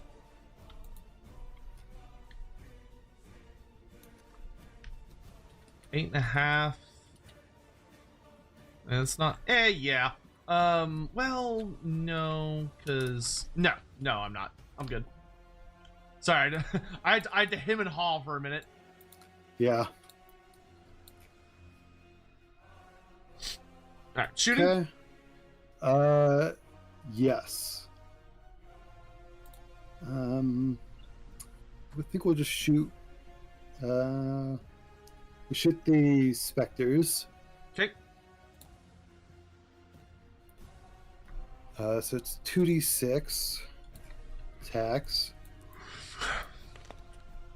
That's a big number. Yeah, that's the biggest number I've ever gotten. And it is 2s, 3s, 1 damage apiece. Because you want to all-out defense. With the Spirit House, I would really like them to not die right now. Yeah, we'll all-out defense. Go.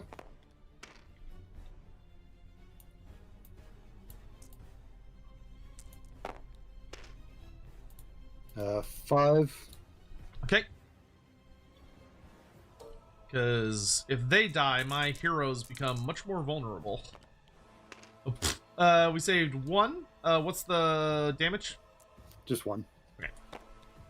Oh, saved 2 on the ward save. Okay. So they take 2 wounds. So that's not quite enough to kill one of them. Because they have 3 each. Mm-hmm. Alright. I'm not going to do any counter shooting, so charge. Yep. Where do you want to start? We'll start with Zelakash, because if I can move him further, that opens up more lanes. Okay.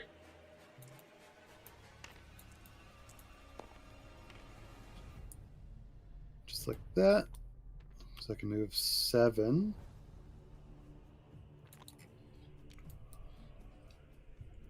Lice like going to right on the rim a little bit.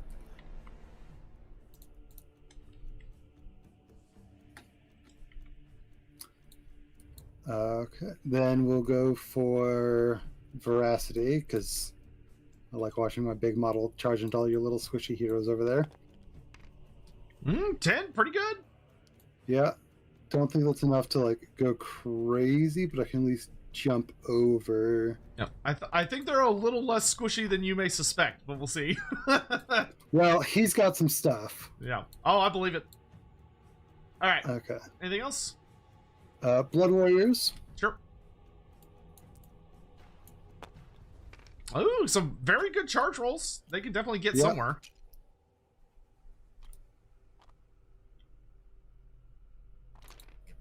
You're going to try and blow up this stupid black carriage. Understandably.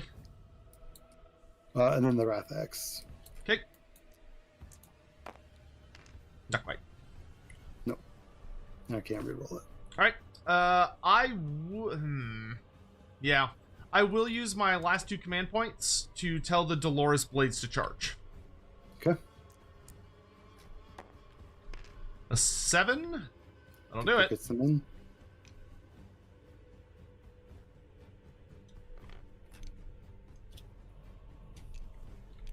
Support the master!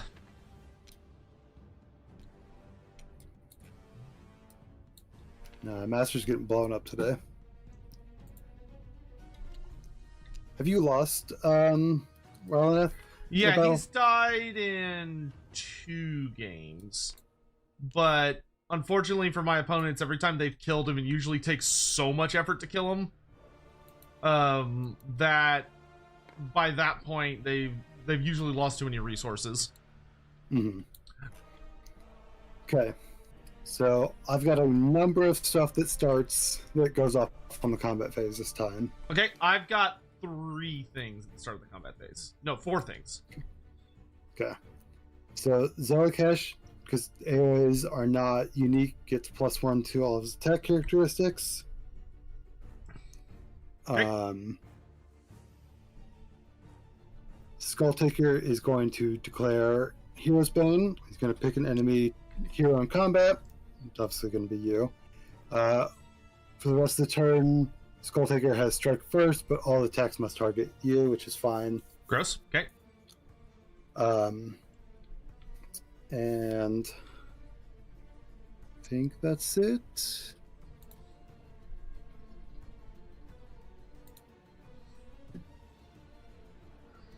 Yeah, I guess that's actually just those 2 things. Okay. For second X-Dollars cannot replay Khorne because you're below 5 minis. Okay. Leor is going to attempt to... I don't think they need the help. So Leor is going to try and buff... let's try to buff Aruk against the Bloodthirster, I guess. Okay. Yeah. So I need a 3+. Got it. So he's got +1 to wound. And then the ushers are going to attempt to unleash their +1 to hit aura, which they do. So everyone wholly within 12 inches of the ushers has +1 to hit, which is basically everyone on this top area. Yep. And then Rylaneth is going to choose Zalask as his judge target. So Zalask, Skulltaker, and the Bloodletters do not have ward saves. Okay. And then the Wrathcorn does have a combat activation. Another one. He's going to pick Eric. I'm going to roll 8 dice. And for every 4 up, he takes a mortal. Gross. And heroes in combat with this unit do not get ward saves. Oh! So that's 6 mortal wounds. Yeah, that'll... not having a ward save is definitely a problem. You said how many? 6? Yeah, I rolled really well. Yeah, no, he just fucking dies. Okay. Which would have gone off before the +1 to wound if you wanted to change that. Yeah, we'll slap it with the Spiritos. Okay. All right. Skull Taker has always struck first, so he must go first. Yep. So Skull Taker's going to roll. Obviously, I don't get anti-hero because it's against Violineth, and also it's +1 to rend. But he gets 6 attacks, 2s, 3s, 2 damage apiece. Does the mods here have all the factions? Yes, the Ulthuan odd has every single AOS faction. Ugh. 2 go through. Okay. So Rylanneth has a 5-up regular save. Nope, and they're 2 damage each. Yep. All right, he has a 4-up ward save. Yeah, he's spooky like that. Saves 1, so he takes 3 damage. Okay. All right, now your first actual activation. Yep, will be Zelakash. Who gets... Oh, I actually forgot until just now. So when you're in combat range of Rylanneth, you do not get any weapon abilities unless it's a companion weapon. Yeah, but all my weapon ability... Oh, so Crit Mortals wouldn't go off? Yes, you don't get Crit Mortals, for instance. Unless it's a companion weapon. So like a mount. So actually, Zelakash, his blade doesn't have Crit Mortals, but the riders are companions and have Crit Mortals. Yeah, as long as they've got the companion attack keyword, then they still get it. Okay. So he gets 5 attacks because of the Wrath of Khorne, Bloodthirster.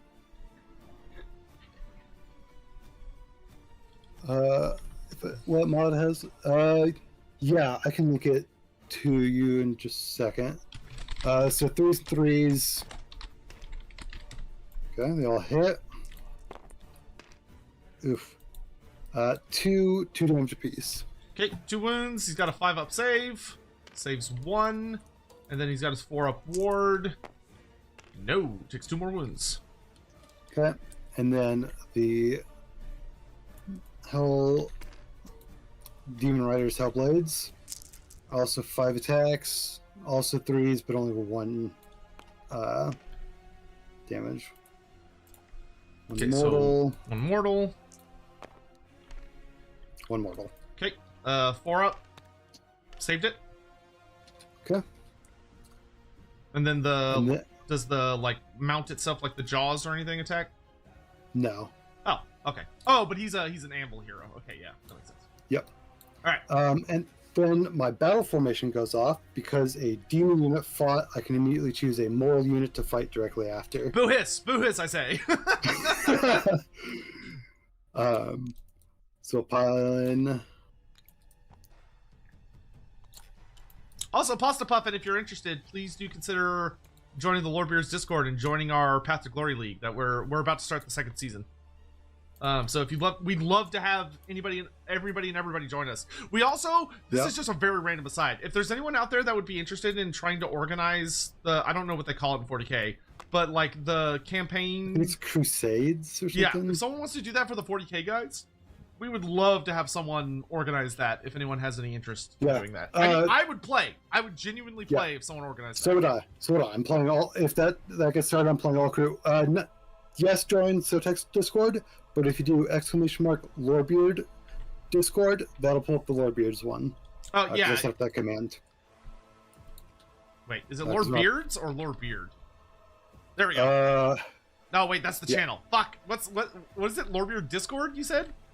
Yeah, I can't remember if it's Lorebeards or Lorebeard. There you go, that one. Yeah, I should probably just go make a second fan that's just Lorebeards as well. Yeah, probably at some point. So the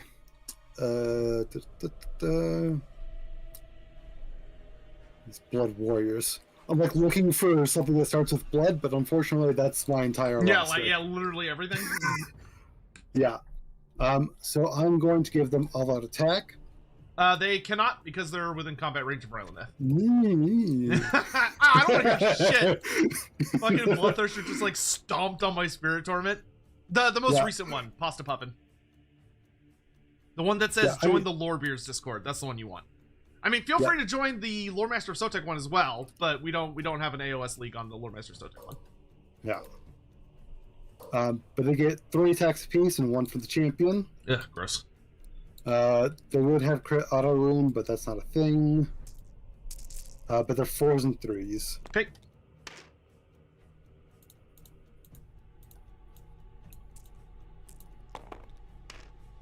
You know what? I'll take it. 12. Yeah, so 12. If I roll like butts, this could kill me. Yep. All right. So I've got my 5-up save. Ooh, that's not very good. And then my 4-up ward save. Yeah. Okay. That's much better. I was sweating there for a second. So that's 3 more wounds. I'm hurting pretty bad. Yeah. All right. Are you done? Are you finally done, sir? Yes. Okay. So Rylana does have a really fucking nasty ability, which is that he heals combat damage. He does. Yes. So Stolen Hours. So whenever the unit uses a fight ability, he heals based on the damage points allocated. How many wounds does Zalask have? I believe it's 12, but let me double check. Yeah, 12. Cool. That sounds good enough to me. Everything at Zalask then. Okay. You have -1 to rend on all your abilities. Okay. So we'll start with 4 attacks from the attendants. We are at +1 to hit or wait, no, we're not at +1 to hit. We're at +1 to wound, but not +1 to hit. So I need... Actually, wait. You've already attacked with everything in that combat. Yep. I should be smart and do other things. My spirit hosts are going to attack next. Okay. Because you can't kill him, so there's no point in doing that. Alright, so they're going to body block.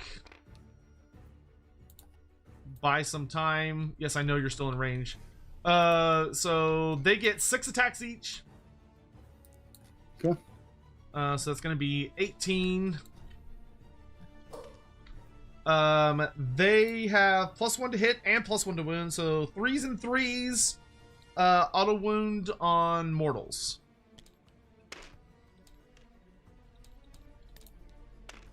All right, so that's 7 wounds, no rend. Okay. We will bite your ankles to death. Yeah, 4 regular save. Disgusting. Bite his ankles, get him! Just 1 damage? Yeah. Okay, 5-up ward. Yeah, no. It's just like a swarm of dogs. Yeah. All right, it's your activation. So, Leor is a hero. The ushers are not. Okay. Could reach over and just bop Leor. You can. Yeah, if all of your attacks ignore wards, you hard counter what the spirit hosts are supposed to be doing. Yeah, so I think we'll do that to really just get rid of this. So it's 6 attacks, 3s, 2s, would be 2 rend, 4 damage apiece. Okay. And I get +1 to hit against heroes, so it's 2s and 2s. Gross. More 1s, please. No. So 5 wounds? 5. Yep. All right, we ignore rend. So that's going to take him to a 5-up save. Oh, yeah, no, he's dead. He's dead. The hero squad has fallen. Yeah. Well, we're glad to have you, Pasta Puffin, join the Lorebeards Discord. All right. So did he put everything on Leor? Yeah. Okay. He's only got the 1 melee attack. All right. We'll go ahead and do the Forsaken Extollers. We're gonna pile in a bit, so I stopped having to face check for the terrain. 2, 4, 6, 8, 10, 12, 14, 15. There's more than like 7 wounds that are. Yeah. Yeah. It's 5 more. Yeah. Yeah. They decided they were done playing. Revenge for Leor. All right. And Eric. Okay, so you're done swinging. So my turn. Yep. And I'll just keep going until I'm done. Putting everything into Zalask. Okay. You are also -1 to wound because they have hidden in the ranks. Oh, gross.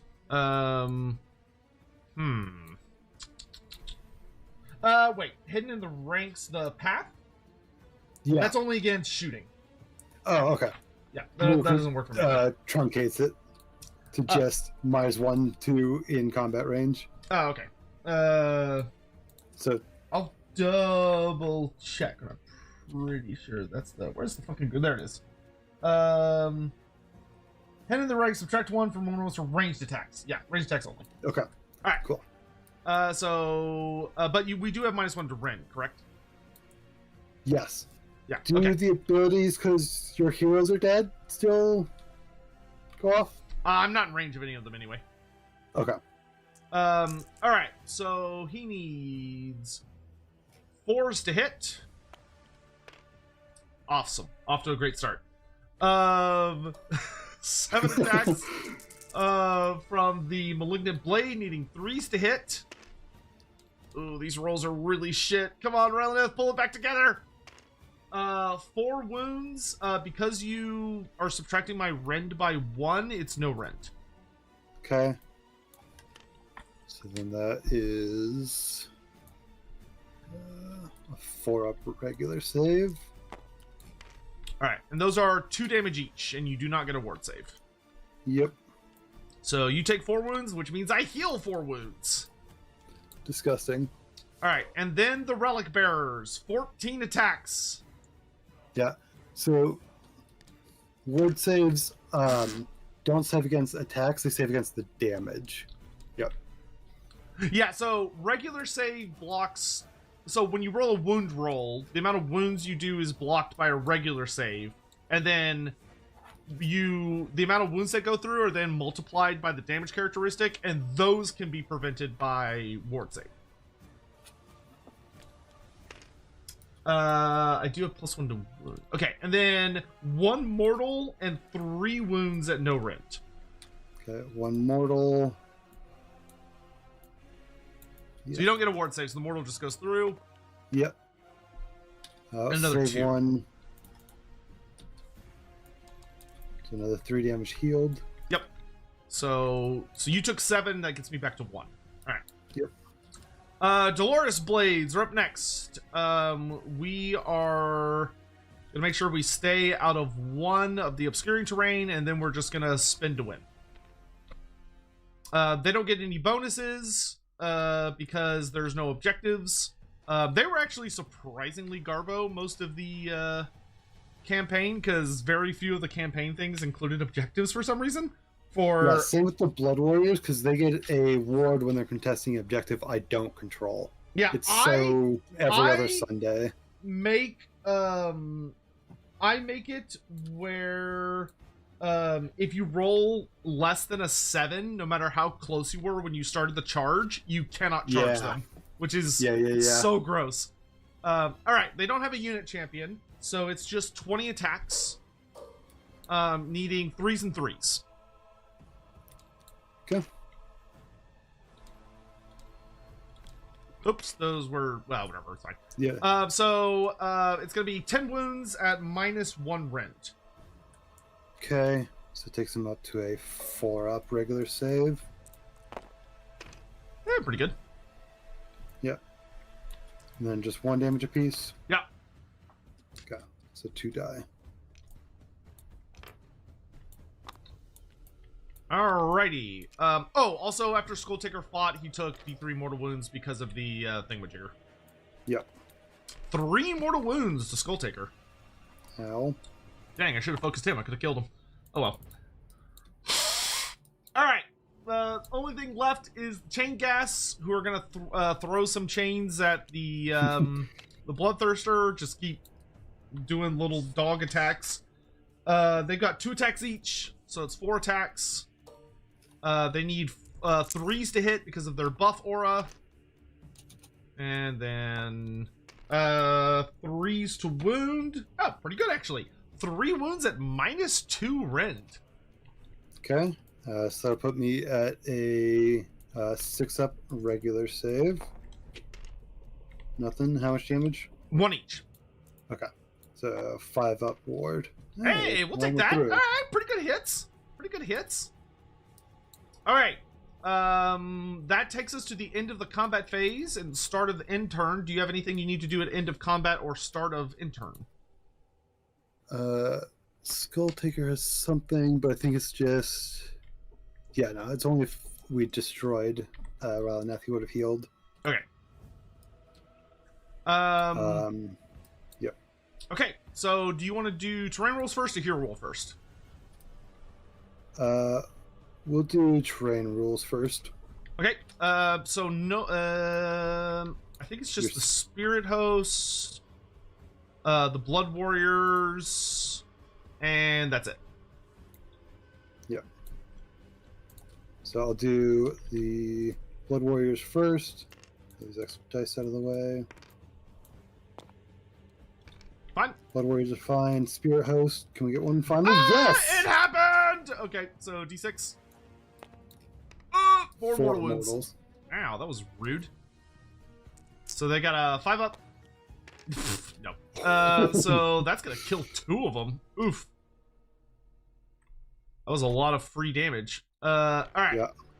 So I'm gonna activate the Nexus of Grief. I can heal up to 3 units, so I'm gonna do a heal roll for the Regretful Specters, the Forsaken Extollers, and Rylith the Forlorn. Okay. So I'm going to start with the Forsaken Extollers. They need 2 up. Nope. Spirit Hosts. Nope. Rylaneth. He's fine. So he heals back to full. Alright. That is the end of Battle Round 2. Which takes us to Battle Round 3. Yep. Alright. You ready? Yeah. Oh, we got a 3. 2. Oh, but you got okay. Ooh. Woo! All right, so no double turn. Hero phase. Well, hold on. So this is a weird one because we technically have the same amount of drops because of the battle plan, but I have more drops normally. So do I still get that reroll rule? Oh, the priority reroll? Yeah. Let's see. That is in... Oh, God, I gotta find it now. I think it's a war rule book thing.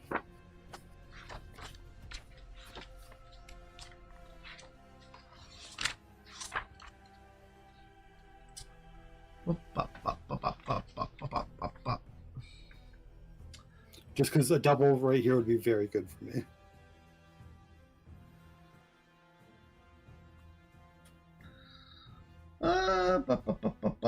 If it's not the first battle round, players mix. I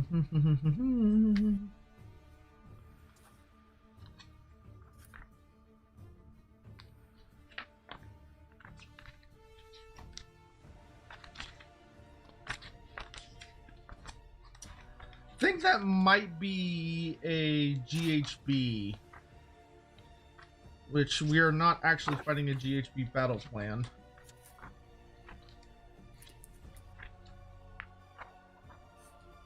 I know it's in a weird spot. It might be on here. Let me look it up on Wahapedia.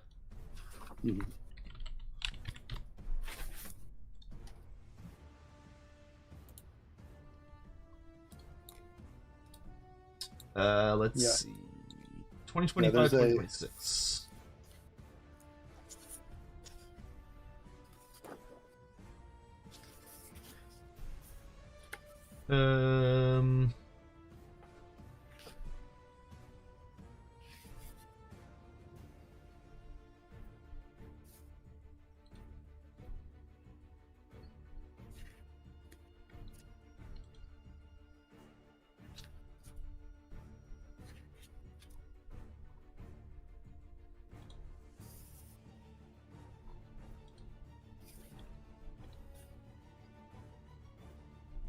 Yeah, I only just learned about it, but there is a once per game priority reroll that exists, but it's under a specific circumstance. I gotta find it.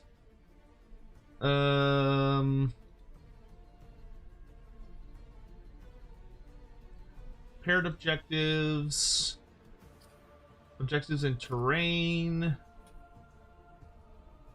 battle plan.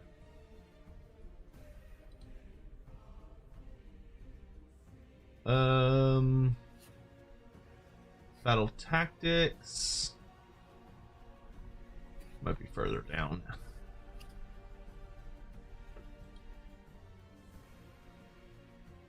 Battle tactics for your army. You must complete that.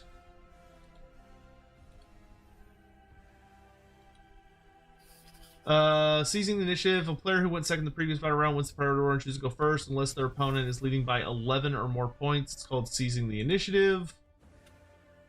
That doesn't matter here.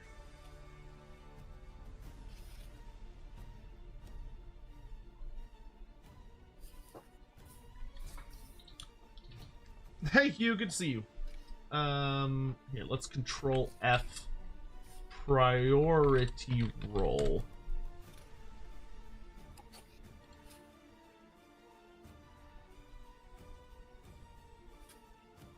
Ah, here it is. Okay, so it is part of the 2025 to 2026 season rules from the General's Handbook. And it's called Regimented Forces. If you have more regiments than your opponent does, then once per battle you can re-roll a priority roll. There are no regiments for this battle because we both only got 2 deployment forces. Got it. Okay. So it won't apply for this game. But that is something that we need to make absolutely sure we teach everybody about, because I think most people in the league don't know this. But yes, if you have more regiments than your opponent does, then once per game, you may re-roll the priority roll. And it's basically something to kind of give you a chance by not getting to decide who goes first or second the first turn. If you, because you had like more deployments, which is good for people like me and Hawk that like special characters because they fuck up your attempts to have regiments. I mean, I'm probably gonna play Ideneth or Sylvaneth, so they don't have as many special characters. I was gonna say, are you gonna go hiking Volturnus though? I mean, he's pretty fucking baller. No, because I looked at it, and if I do a maxed Anvil Apotheosis character and both Eidolons, that puts me like basically at 1,000. It's such a ridiculous looking army. Yeah, for Seraphon, I don't think I can run Anvil character because they don't have a 4th book. But I could run an Anvil unit. I can make like a unit of Carnosaur riding Saurus, which sounds kind of baller. Also, I looked it up, and because we were having a discussion about it, and I want to make sure it gets clarified in the league discussion as well. You get your faction terrain and can still have a landmark of Gyron. Yes, yeah, you can. It's bonkers. All right. So, start of the hero phase. We're 5 to 4, so you go back up to 4. I am going to do. I'm gonna go for a rally on the Forsaken Extollers. Okay. They do not have a musician, and you killed my poor RX, so they don't get all the cool bonus shit. So 1, 2, 3, 4, 5, 6, 7. Wait, I've got 1, 2, 3, 4, 5, 6, 7 guys. But it's 6 dice looking for 4s. Pretty good roll, so I get 2 more guys back. Yep. We're back to full. Do you mind who? Oh yeah, no, you could freely talk about who you want to take, dude. It's very casual. It's not like a hard competitive league. So like I'm gonna be taking Seraphon. I can tell you that now. All right, Rylaneth, I'm going to put a. I'm going to accuse your general Zelask. So the next time he does a core action, he'll take D3 mortals. Yep. See, this goes away. I'll just delete it. I don't I can't cast spells. I don't have a priest or a wizard, so I cannot attempt to get rid of the Wrath Axe through that. I'd have to move Rylaneth to next to the place of power to try to do that, but can't do that yet. So yeah, what's up for you? Does Rylaneth just turn off weapon abilities that target him, or just in combat range of him? Combat range. Okay. Unless it's a companion one. Okay, so I'm gonna move. So, nothing else for the hero phase. Do you want to use a prayer? Yeah, I do. Want to use, I forget what it's called, but it basically lets me activate.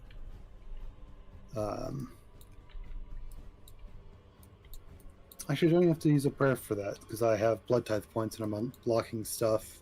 Or I can't unlock stuff at the start of the turn. Oh yeah, you've killed 2 heroes. Well, blood tithe are anytime a unit. Oh, okay, well then you've killed 2 units. I have killed 1. Two units.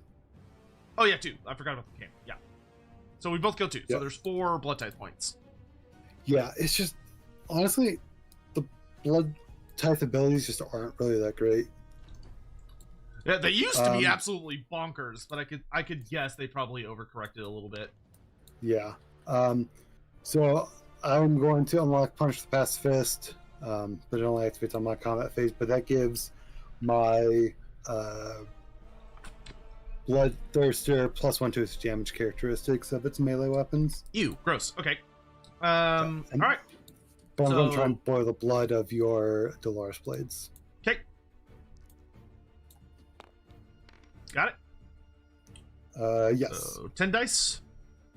10 dice looking for 5s. When do I think Wahapedia will have the new Magickin? Have you checked? They might already have it. Ooh, that's not great. Nope. Alright. So that takes us to movement. Yep. How many wounds does Skulltaker have total? Not a lot. I'm guessing he has 5 or 6. I think it's 6. 7. 7. Okay. Pretty good for a hero, actually, or for a infantry hero. So I'm going to move the Forsaken Extollers up to 8 inches this way. But we're going to, we want to be outside. Ooh, we're too close there. Too far there. There we go. That way they're close to the fighting. I'm going to retreat the Ushers of Arak, so they'll take D3 mortals. Mm-hmm. 1 mortal wound. And they save it. Nice. And they're going to move 8 inches this way, because I am not sticking around that Bloodthirster nonsense. I'll leave the Regretful Specters there to stop him from charging anything right now. Actually, I mean, you'd have to use 2 command points. You know what? Fuck it. We're gonna run away. D3 mortals. 1. Do not save, so we take a wound. And we're gonna run 8 inches this way. I ain't sticking around for that party.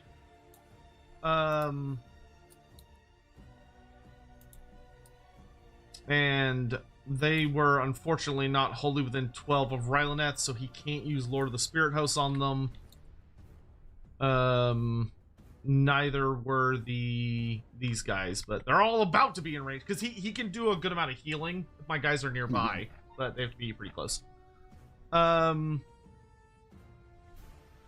Carriage Guard can move up to 8 inches. We're gonna come over this way. We're gonna start pot-shotting us a Skull Taker. Yep. Because he is within 12, so we can shoot at him. I think that's everybody. Yeah. So that will take us to shooting. Unless you have a movement thing. Redeploy. Because this would be funny if it goes off. Pretty good. 5 inches. He's gonna come join the party. He's got just enough movement. No, okay, you can't move quite that far.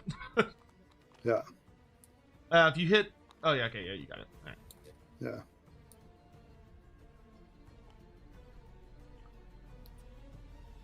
Yeah. Too far. A little further. You're at 2.7. 2.6. Yeah, I got 5. Yeah, but you're within combat range of the regretful specters. Yeah. So I'll just turn my base a little bit so I'm not. Yeah, there you go. You can get a little closer. Yeah, but to turn the base takes up some movement. There you go. Alright. Okay, well, okay, before you do that, though, keep in mind, if you're within 3 inches of the Nexus, you can't countercharge. Why are you like this, Nexus? I mean, you could charge just the Nexus and just beat the building up. But that will take a turn. Yeah. How far am I if I'm there? I mean, we'll Yeah, it's doable. try it. 10 inch charge. Yeah. I've seen Go a crazier little long bit bombs. closer.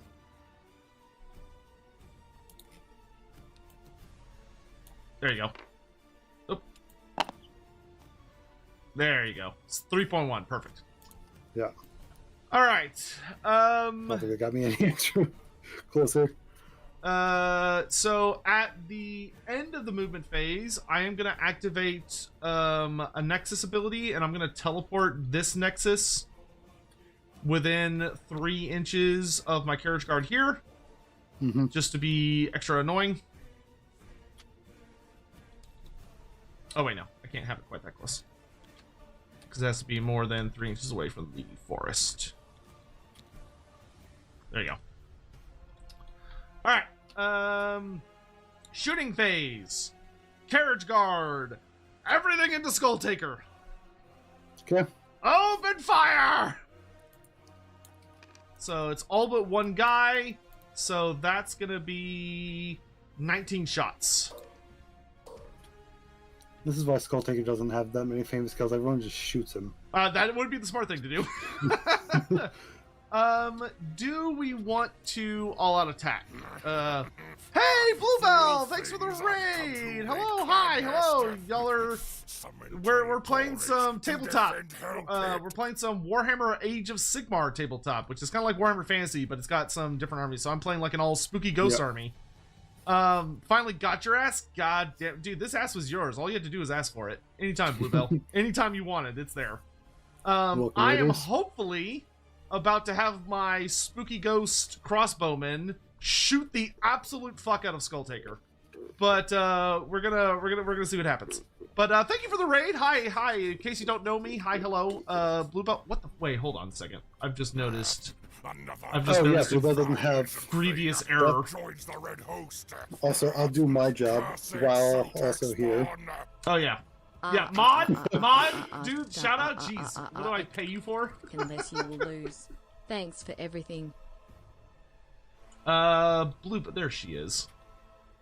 There! Now her name is as fancy as it should be. But is that the Black Coach? Yes, though, because we're playing Age of Sigmar, it's not a regular Black Coach. It is a custom character built using the Path to Glory system. So this is good old Rylaneth. Rylaneth the Forlorn. And he is fighting a fuck ton of Khorne demons right now. This is the final battle of the season for our season 1 Path to Glory. We're about to start season 2. If you have any interest whatsoever in playing Age of Sigmar, we are teaching people to play, but on the Lorebeards Discord, we're about to start season 2. It's very easy. It's meant for new players. So if you have any interest in learning to play the tabletop game, we would love to have you join us. And it's super fun and awesome.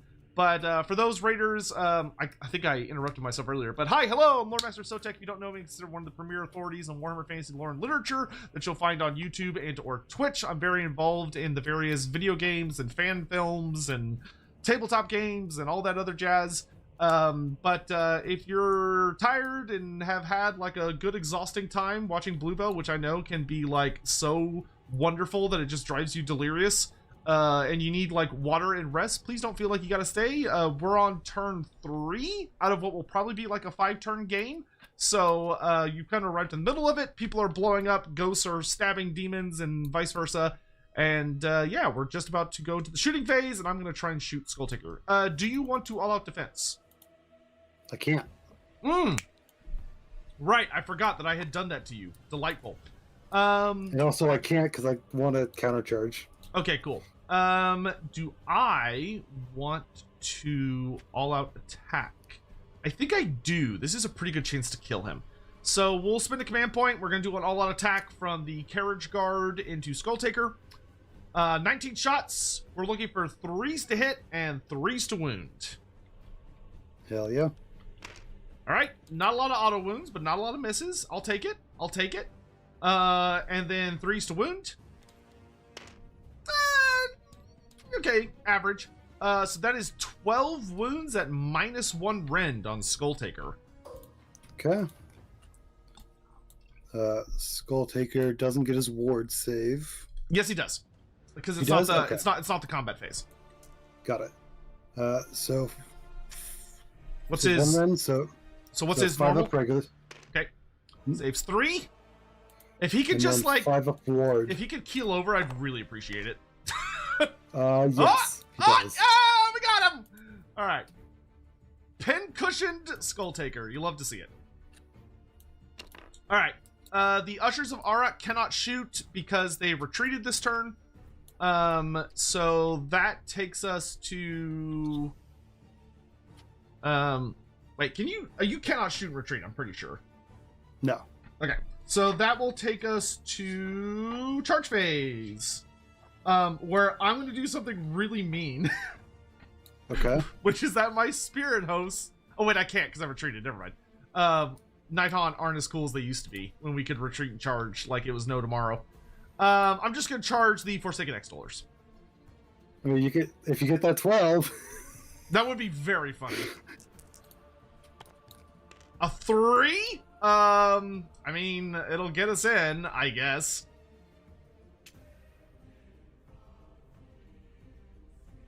Okay, so we'll go 3 inches this way.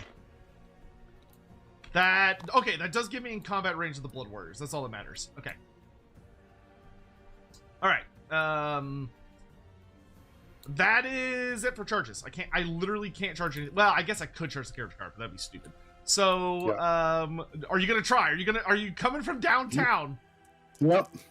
I mean, I can't use any other commands. I can't use any other commands, so... Yes!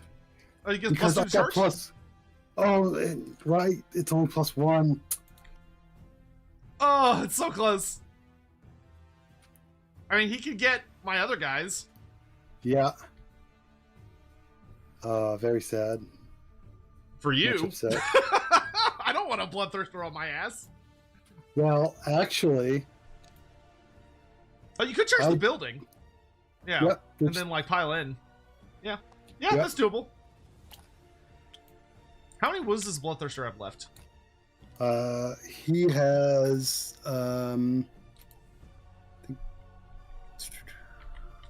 he still has 10 wounds left. Oh, Jesus Christ. Okay. All right. The big man is in. Oh my god, why is he spazzing? We did not like that. He's like, don't touch me. All right. So that is the end of the charge phase. That will take us to the combat phase. I'm going to activate the RX, Ushers of RX special ability for the combat phase. It does go off, so all units wholly within 12 inches, which sadly is not most of my guys, will get +1 to hit. The Forsaken Extollers are going to activate their combat ability on the Blood Warriors. So they roll a dice for every guy that is still alive. 1, 2, 3, 4, 5, 6, 7. And on 6s, we deal mortals. So 7 dice looking for 6s. Nada. You got Except for any me fight rolling abilities you need to use? Ah. I mean, we'll give Zelakash the +1 to attack. Violineth is going to take 8 dice, looking for 4s from the Bloodthirster. Okay. Only 1, no wards, so just 1 mortal. Okay. All right, and Skulltaker is dead, so you don't have the strike first. Yep. So I'm gonna choose Rylaneth to swing first. I am putting everything on the Bloodthirster. Everything. That thing's gotta die. Yeah.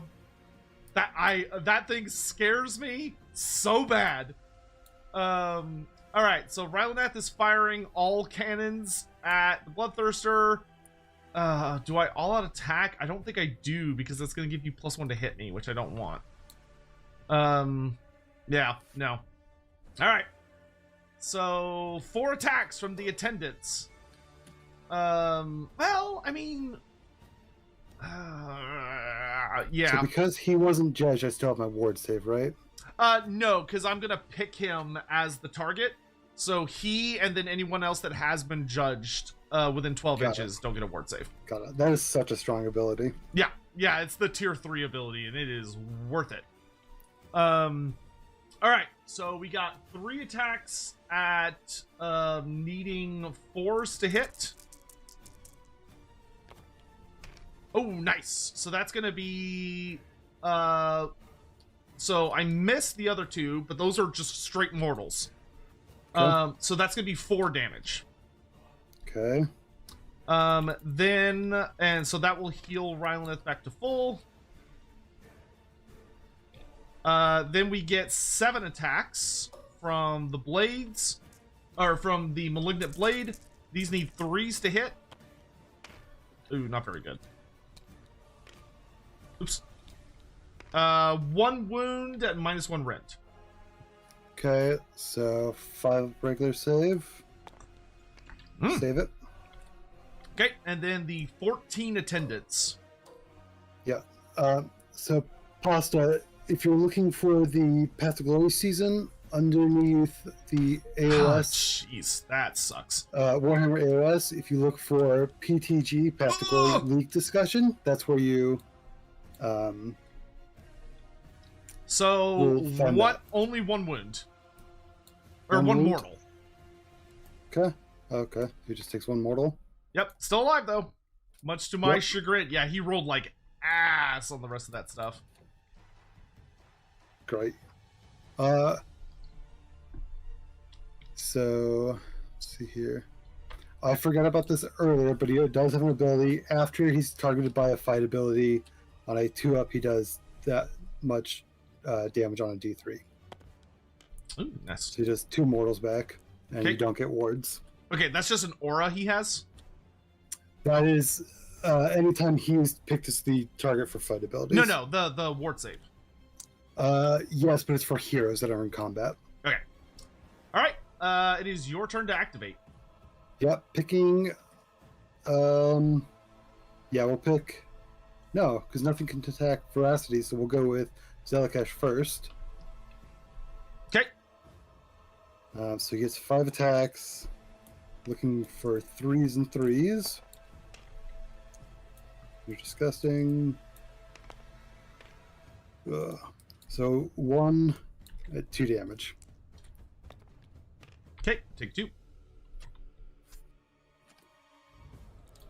And then his attendants get 5 attacks, looking for 3s. 1 mortal, because they're a companion weapon, and 1 regular at 1 damage. Okay, take another wound. Take 2 wounds then.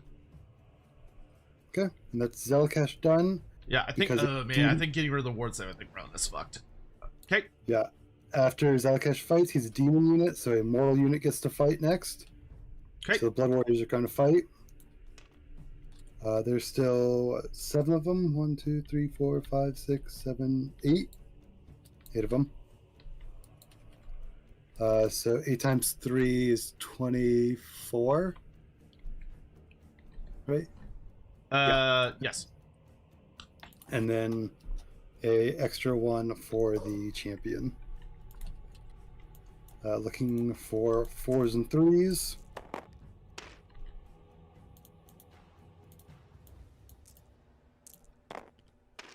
Oof, that is a lot of good rolls. Yeah, 11. Okay.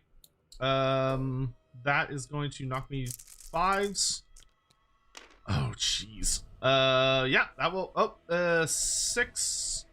10, yep, that will kill Ryleth. Yeah, for Nighthaunt, that Bloodthirster is such a fucking hard counter in my entire army. Oof, that is Well, rough. luckily it's just heroes. Oh, that's true. Yeah, alright. So I have to try and Yeah. clean up before he gets back into battle. Alright. I'm gonna start with the... Let's see, he has 5 wounds left.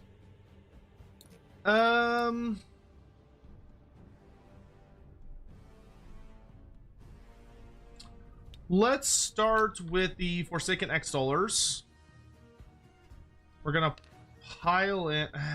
God, this is... The bad thing is that they are much better geared against the Blood Warriors, who I do need to kill. But if I could pop him... He's got, what, like... Yeah, 5 wounds left is a lot. And he's got his ward and save. Yeah, he does... When he did a fight action, he does take D3 mortals.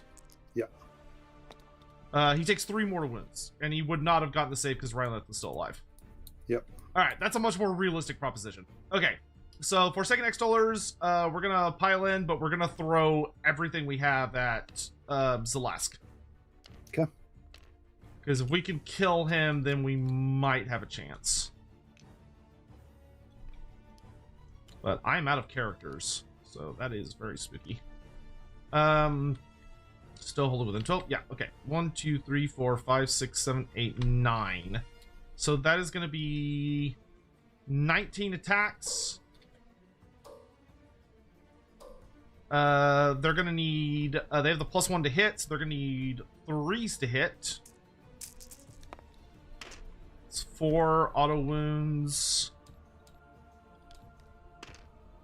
And then 3s to wound. So it's 9 wounds at -1 rend. Okay, he cancels out the -1 rend. Because he reduces all melee rend. So 4 up regular save. Okay, and he does have his ward save. Oh, wait, Yes. no. Wait, how does that work? Hold on, let me double check the ruling on it. Path of the Dark Judge.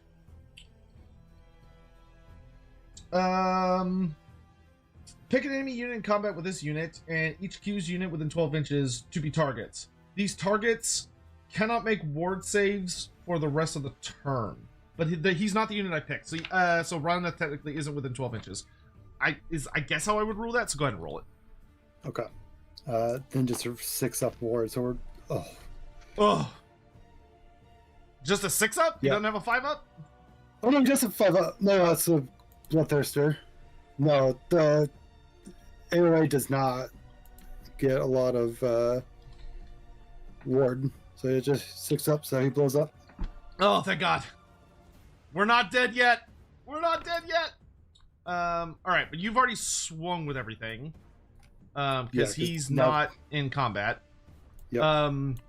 So then Dolores Blades will go into the Blood Warriors, because that's the only choice they have. Yep. So they're still at full, I think. 1, 2, 3, 4. Yeah, they're still at full.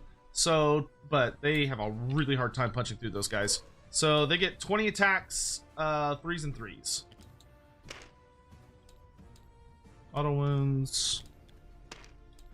Alright, so that is 11 wounds at -1 rend. Okay, so that puts him at a 4 up regular save. Okay. Oh, I should have all out attacked. I'm dumb. Oh well.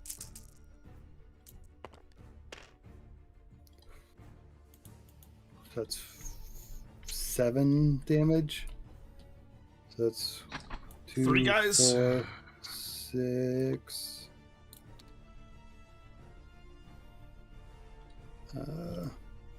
Yeah, because now they're down to only 5, so they're good for coherency. Okay, and then 1 wound Yeah. on a guy. Okay. Then from there, that's it for combat. So it goes to end of turn. Need to check for poisonous gas. So it's going to be the Forsaken Extollers, the Blood Warriors, the Bloodthirster, and I think that's it. Yep. Well, yeah, the Carriage Guard as well. All right, so I'm going to start with the Forsaken Extollers. They're fine. The Carriage Guard. Fine. The Blood Warriors. Fine. And the Bloodthirster. Fine. Alright. Then the Nexus of Grief I'm going to activate. I'm going to activate this one. So I'll target the Regretful Specters and the Forsaken Extollers. The Forsaken Extollers, nothing. The Regretful Spectre gets a wound back.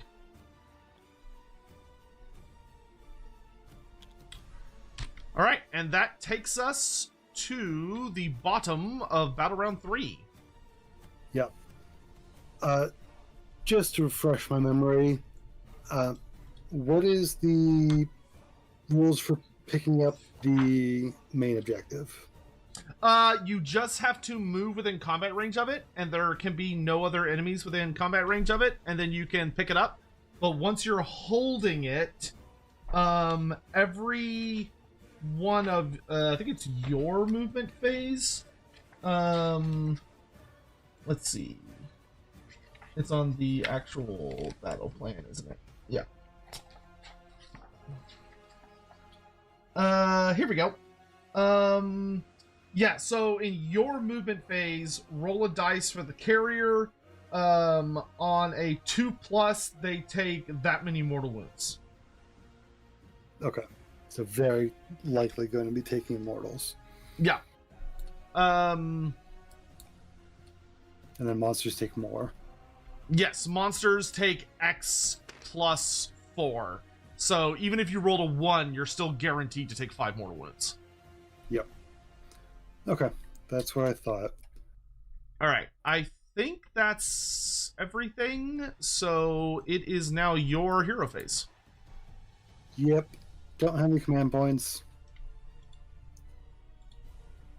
So if you have any hero stuff. No. Oh, I do need to check one thing real quick. Okay, so the axe, we got severed connections. So the Wrath Axe is banished from the battlefield because the guy that summoned it is dead. Yep. All right. No, I don't have any hero face stuff. Okay.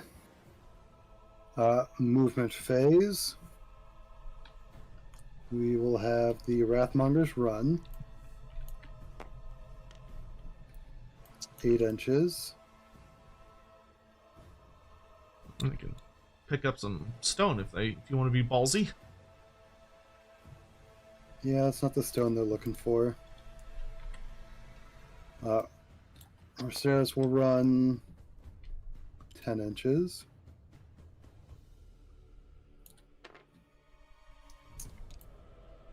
I have the Bloodletter. Thirster. Yep, Thirster. How many more wounds does he have? 5. Okay.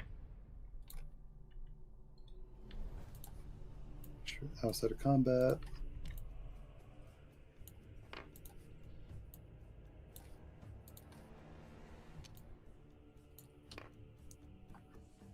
Okay. Any counter movement? I think everyone's in combat. I wouldn't want to do a carrot. I wouldn't want to do a counter charge. Yeah, I'll move the Ushers of Arak d6 inches. 3. Try and make their AoE aura a bit more relevant.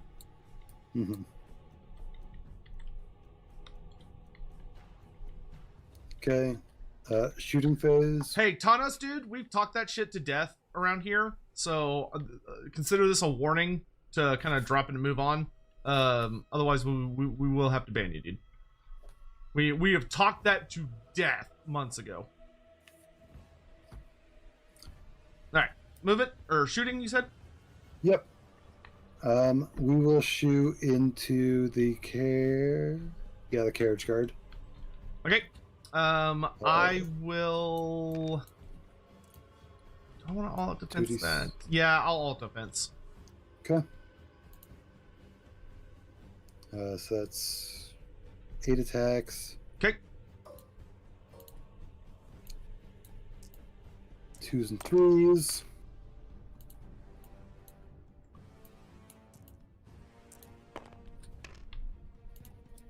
4, 1 damage. 4, 1 damage. All right, so we now are gonna have a. Plus, Sotek is also streaming on YouTube, and someone just brought up something from the past that doesn't need to be talked about anymore. 5 up. Save 1.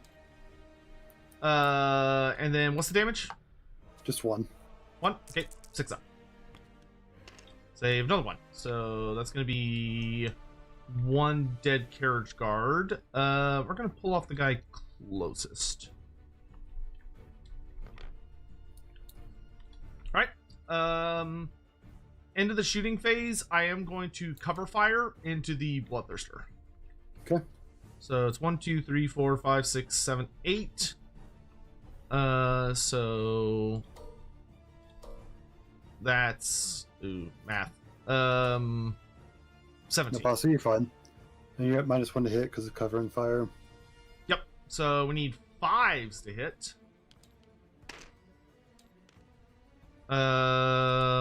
And then 3 wound. All right, so it's 5 wounds at -1 rent. Okay.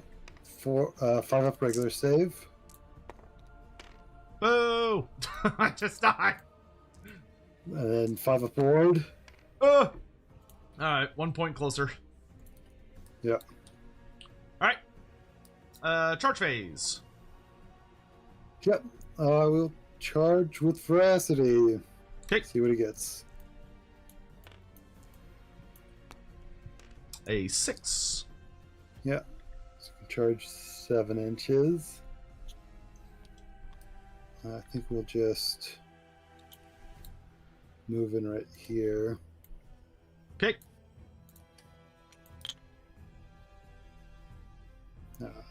We won't bring the. I'm gonna say they do hit like wet noodles, but it also is just more dice.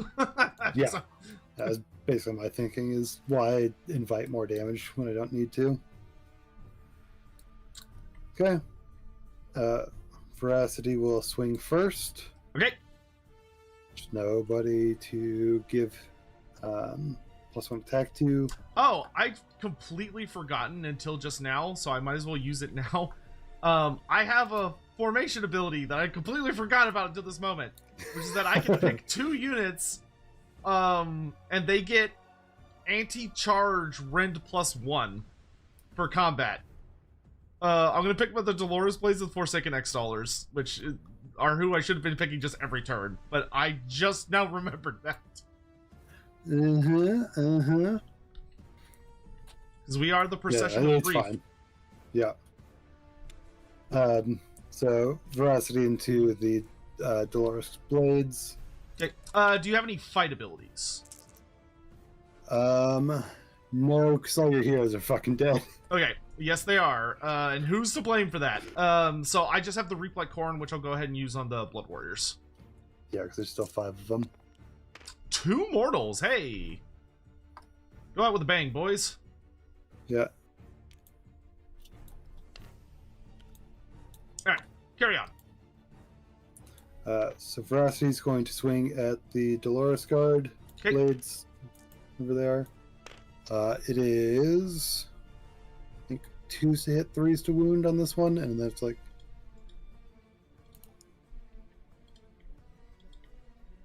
Yeah. Oh, sorry. 3s to hit, 2s to wound. Okay.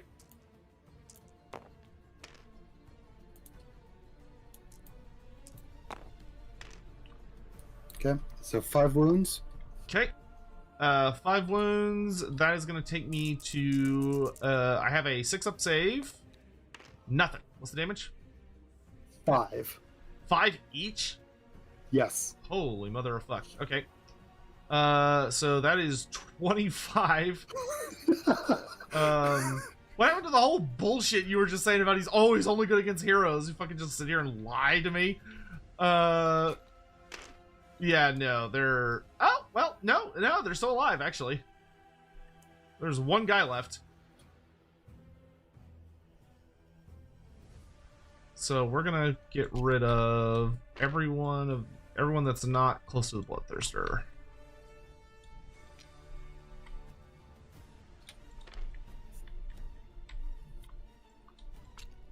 Yeah, I think this Bloodthirster is gonna single-handedly win the game. This thing is fucking insane. Alright. Yeah. And then because a demon unit fought, I gotta pick a moral unit wholly within 12.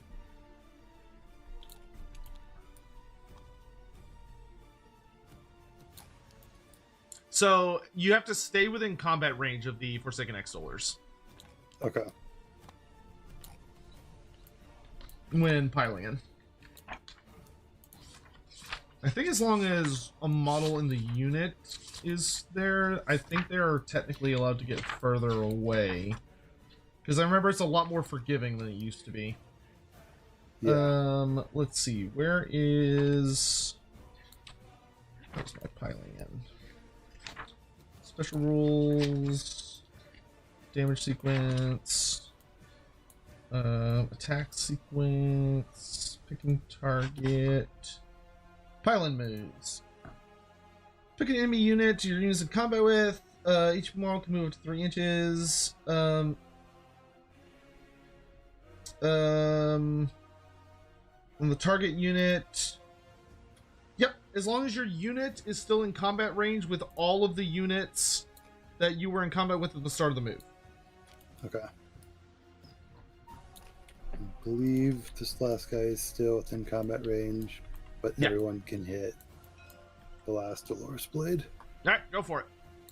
There's 4, so that's 12 plus the champion for 13. Not 132.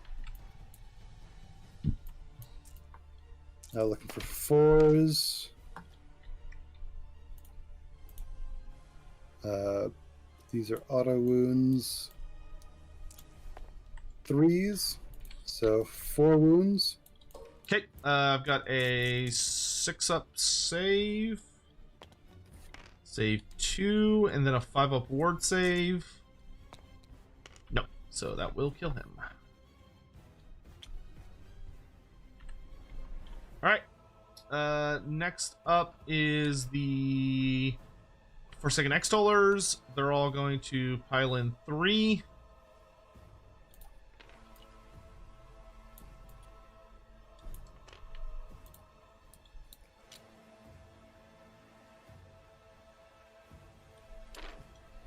Any of them that can reach, which I think is just the one guy. Yeah. Mm-hmm. So one guy will swing at the Bloodthirster. Everyone else, 1,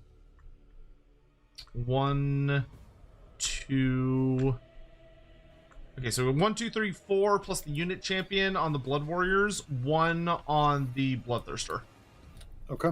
So I'll do the Bloodthirster first. The ushers did get off. Wait, did they? I thought I rolled for it, but I guess I didn't. I thought I rolled for it. You just said you moved them closer to make it easier. Oh, that's true. +1 to hit aura. Okay, they did get it off. All right, so 2 attacks, needing 3s to hit. And 3s to wound. 2 wounds at -2 rend on veracity since he charged this turn. Yeah, so 6-up regular save. 5-up ward. Bring it down! Bring it down! All right, and then 1, 2, 3, 4 plus the unit champion against the Blood Warriors, which takes them up to 9. 9 attacks, needing 3s to hit. 3s to wound. 4 wounds at -2 Ren because they're infantry. Okay. So it takes them up to a 5-up regular save. Okay, so another 2 die. go down.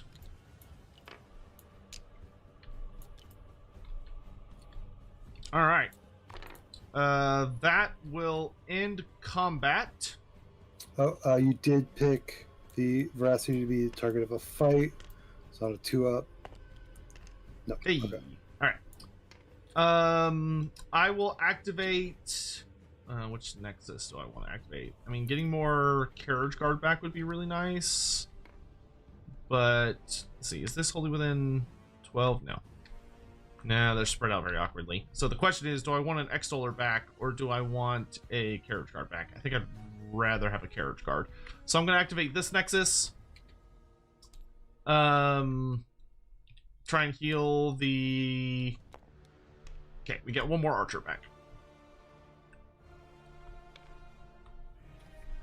Alright, end of turn. We do need to check for terrain going kaboom on people, so we need to check for the Ushers, the Extollers, and the Carriage Guard, and the Wrathmongers. Yeah.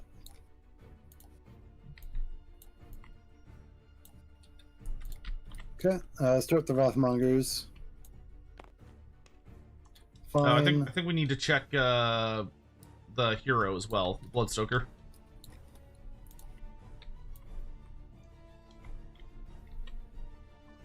Yeah, he's right there, so we'll do him next.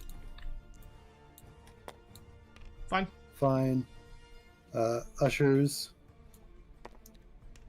Okay.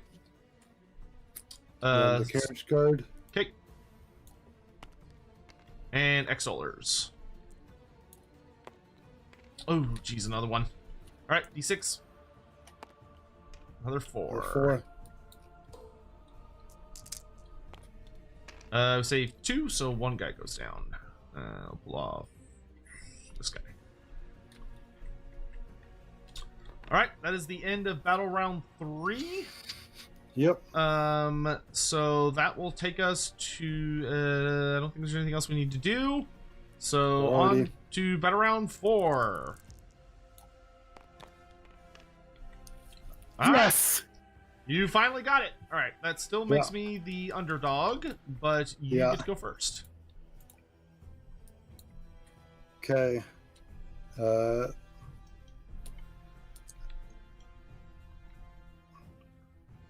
Damn rest. Start of the hero phase, unlocking another blood type thing to give veracity, that a +1 to damage. Okay.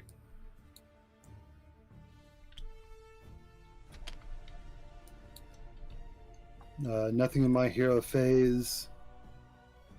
Anything in yours? I'm trying to think what all I can use command points for at this point. Rally a spirit host or someone. That's not a terrible idea, actually. Could rally the Carriage Guard to just maximize my shots, but that feels kind of like waste. A Spirit Host, that though might not actually be a waste. Because I'm definitely not going to countercharge with anything. So that really only leaves me with Countershoot, which I almost assuredly will, and maybe move. But even that, yeah, we'll do a rally on the Spirit House. So 6 dice, looking for 4s. That is enough for a Spirit Host. Where did I put them? Right here.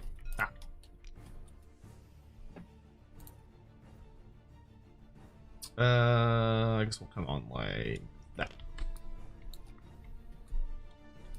All right. Movement. We will command point. Should we? Can we? Yeah, we will command point run the Wrathmongers. Okay. Giving them 11. Why just that one got picked up? Giving them 11 movement. 8 right there.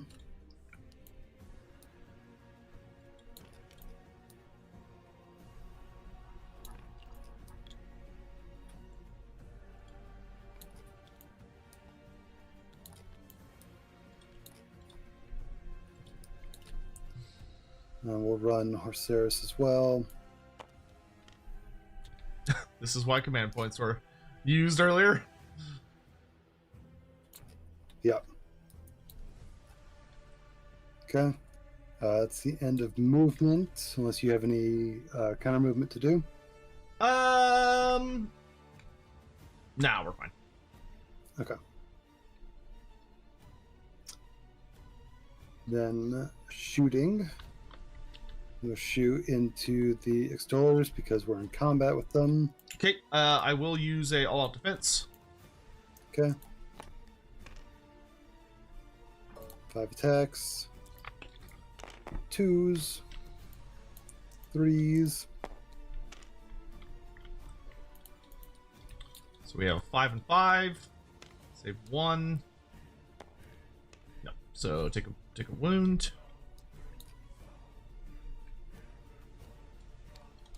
All right. Any other shooting? No. Okay. I will cover fire with the carriage guard into veracity. Okay. All out defense. 1, 2, 3, 4, 5, 6, 7, 8, 9. So that is going to be 19 attacks. We're hitting on 5s, wounding on 3s. Yeah.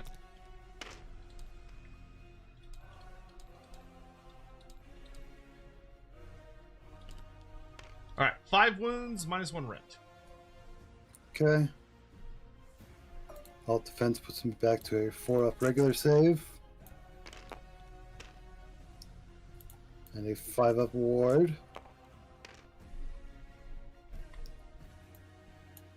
Oh, thank God it's dead! That thing is a fucking monster. Jesus. Yeah. I don't know if I have enough firepower to get the Blood Warriors off the Emberstone before the game ends, but we'll have to see. Because I imagine they've got a decent amount of wounds. I think it's like 3 apiece. Yeah, that's quite a bit. Alright. Combat? Or charge? Do you have any charges? I assume not. No. Okay. Combat. I can't use my ability because you have less than 5 guys. Okay. I mean, they're gonna fight for their right. Looking for 4s and 3s. I will all defense. Okay. I'm trying to save as much damage as I can. I do not get my +1 to hit aura though. Okay. 1 wound. Okay. 1 wound. No, and yes. All right, swing backs. We're going to pile in.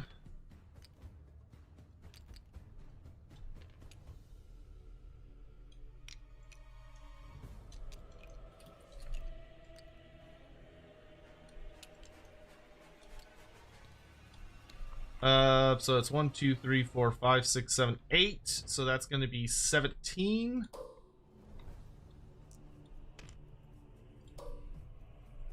Okay. We're needing 4s to hit. Alright, so it's 5 wounds at -2 rend because you are infantry.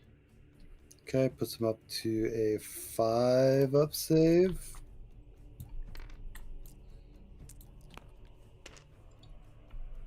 I think it's just enough. Yeah. Alright. If any of these Emberstones counted as objectives, they'd get a 5-up ward as well.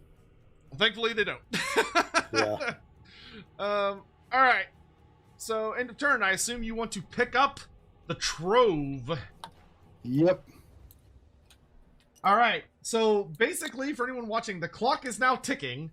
I have to kill that unit before the end of the game.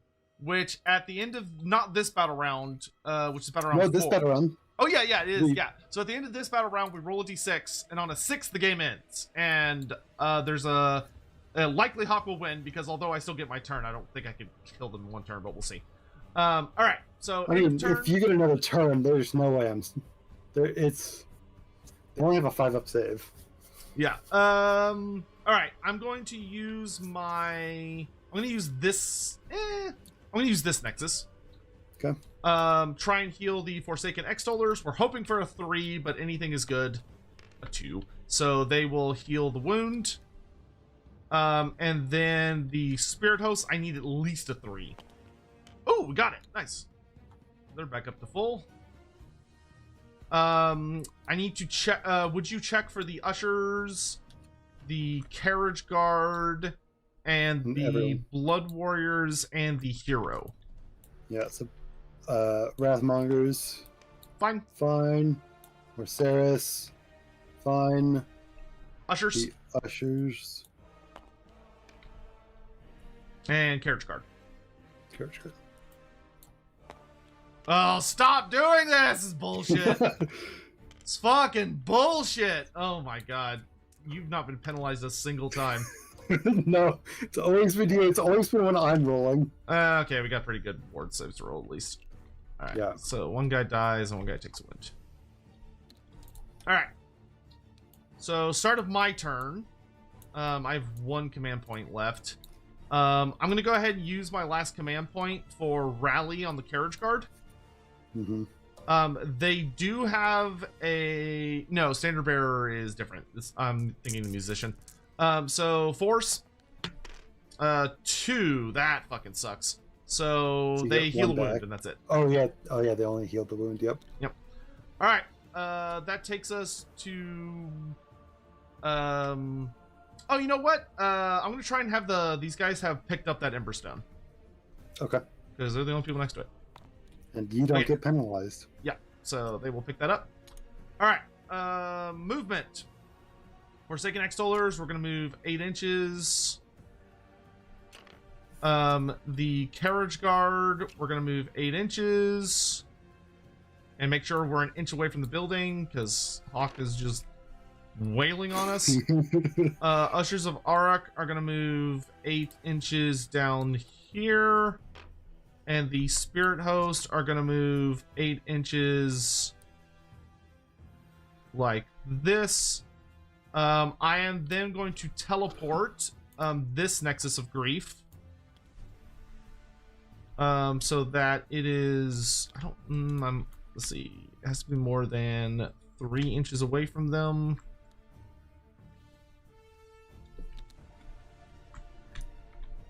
Alright, so it's going to go right there. Okay. And then that is the end of my movement phase. Yeah, I'm just thinking. Do I want to have? Yeah, we will redeploy. They cannot. They're within 3 inches of a Nexus. Never mind. Oh, this is gonna suck. They're not gonna live. I hope not. All right, Carriage Guard, open fire. So there are 8 of them now. So, and they should all be within range. Yes. Actually, 17. we're gonna throw flails first. Yeah, we're gonna throw flails first because they have a shorter range. So 4 flails, needing 4s to hit. 1 and then 1. Okay, 2 wounds at -2 rend. Okay, how much damage a piece? 1. Okay. It's just 2 damage on one of them. Okay. Then the Carriage Guard. So it's 8 guys. So that's 17. They need 4s to hit. Ooh. 4 wounds, -1 rend. Okay, 6 up, normal save. So that's 2 dead Wrathmongers. Okay. Oh, these guys are much squishier than I thought they were. Oh yeah, they're way squishy. Thought they were like 4 wounds apiece with a 3-up save or some nonsense. Oh god, no! They're 3 wounds apiece with a 5-up save. Ah, so the Blood Warriors are much scarier. Yeah. all What these right. guys do is, if they're in combat and wholly within range of another mortal, they get +1 to attack characteristic. Oh, I mean, that's not bad by any means. No, but like for this purpose, they're not great for grabbing the objective. Yeah. Forsaken Extollers are going to declare charge. A 7. I think that gets That'll them get in. us in.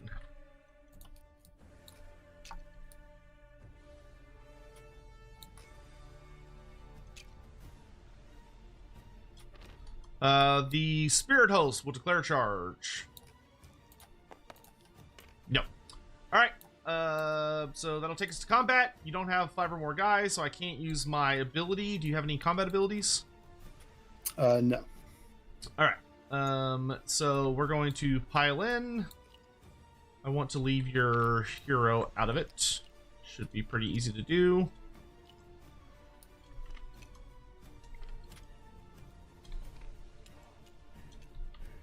Alright. I need to check to see if the Ushers of Arak... Oh, wait. Okay, we don't want to pile in that much, because I want to keep them in Usher range. There we go, that's better. And they're still in combat range, okay. Ushers of Arak need a 3-up for their ability to go off. Goes off, so we get +1 to hit. And then we also get +1 to wound because of the Emberstone cluster. So it's 1, 2, 3, 4, 5, 6, 7, 8 guys. So it's 16 attacks. Plus the unit champion, so 17 attacks. We need 3s to hit and 2s to wound. 2 autos. You hate Nighthaunt, so you're auto rooting for Blood God. That's fair. A lot of people hate Nighthaunt, and I totally get it. I totally get it. So it's 11 wounds at -2 rend because you're infantry. They count as infantry, right? Yes. Okay, then so it's 11 wounds at -2. Okay. Before the last one gets killed, I drop this off within an inch of the last guy that dies. Yeah, let me double check. If the carrier is destroyed before removing the last model, remove the stroke token, set it up on the battlefield as close to that model as possible. Not on an objective and not on an Emberstone cluster. Okay, so it has to be right where his model was. Okay. Alright. So it's in combat range of both of us, so neither of us are allowed to pick it up. But Yeah. that could still end this game in a draw. I vote that you should do it. So you will now roll... Hawk! Everyone pay attention! Yep. Hawk will now roll a singular d6. If he rolls a 6, the game will end in a draw, and the Nighthaunt will have successfully been prevented, and there will be no winner of this first season of our Path to Glory League for Lorebeards, which would be quite thematic. If he rolls anything less than a 6, unless God smiles on him, the Nighthaunt will probably take this. No. All right. That's how a Khorne player leads the game, That's right? how the Khorne player leads. Just slap the fuck you and fuck your table. All right, and that, everyone, wraps up today's game. So, yeah. The Nighthaunt, being the little spiteful bastards that they are, do successfully manage to take the win, and did, by technicality, successfully win the league. I barely made it to Hell's Claw in time when we wrapped up. Well, thank you that was a super fucking close game. Yeah. That was, if that Bloodthirster had survived that last wound, because I think they literally just killed him. Like, they did the exact amount of damage. Yep. If he had survived that one last shot, I think you had this. Like, easy. Because well, he just hit way too hard. You saw the Dolores card that we're going to fight first. Because it was your activation. No, the Dolores Guard were dead by that point. Not the Dolores, the Extollers were in combat range. Oh, yeah, I guess. It's still, yeah, it's still, it was very close. Yeah. Like, that is definitely the most beat up my army has gotten the entire league. Like, holy shit, that was terrifying. Like, the Blood Warriors were super tough. Skull Taker, that attack first was really scary. I mean, the Carriage Guard were MVPs. The Carriage Guard got so much work done. Yeah, even with their point increase, I still think a reinforced unit is just a must take for Nighthaunt. Oh yeah, I agree. I could see how Carriage Guard are probably really obnoxious in competitive play. Like, especially the whole, like, they can kind of teleport out as a retreat action, which lets them deal mortals, and they still get to shoot. They are really fucking nasty. But thank you for the game, sir. That was tense. That was a tense battle. Yeah, for real. I think I maybe should have beelined for the objective with those very slow infantry a little bit quicker. I mean, yeah. I mean, the original plan was to pincer this group down here, like you pincered mine over here.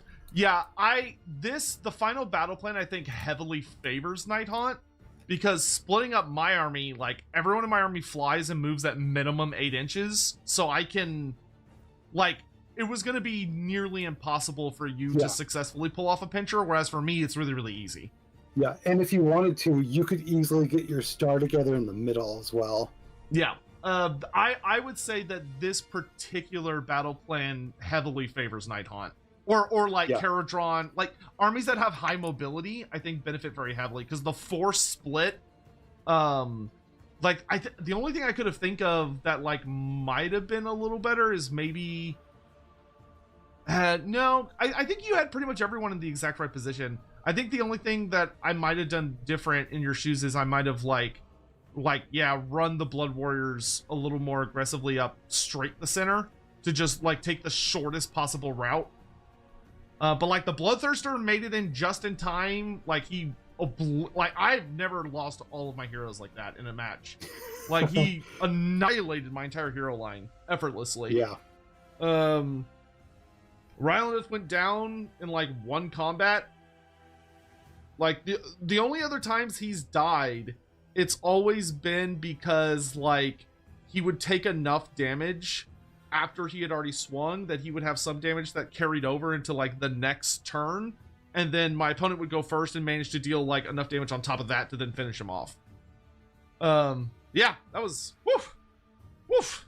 All right, and now I can put Ravaged Coast in my closet because I'm not going to use that again ever probably. Yeah, because Ravaged Coast was fun, but I do think it had some somewhat problematic elements. Like I really didn't like the Axian Realmstone. That whoever wrote it liked Nighthaunt. Yeah, really. I really didn't like the battle plans for this season, because like almost all of the battle plans were like kill your opponent. Like very few of them had anything to do with objectives.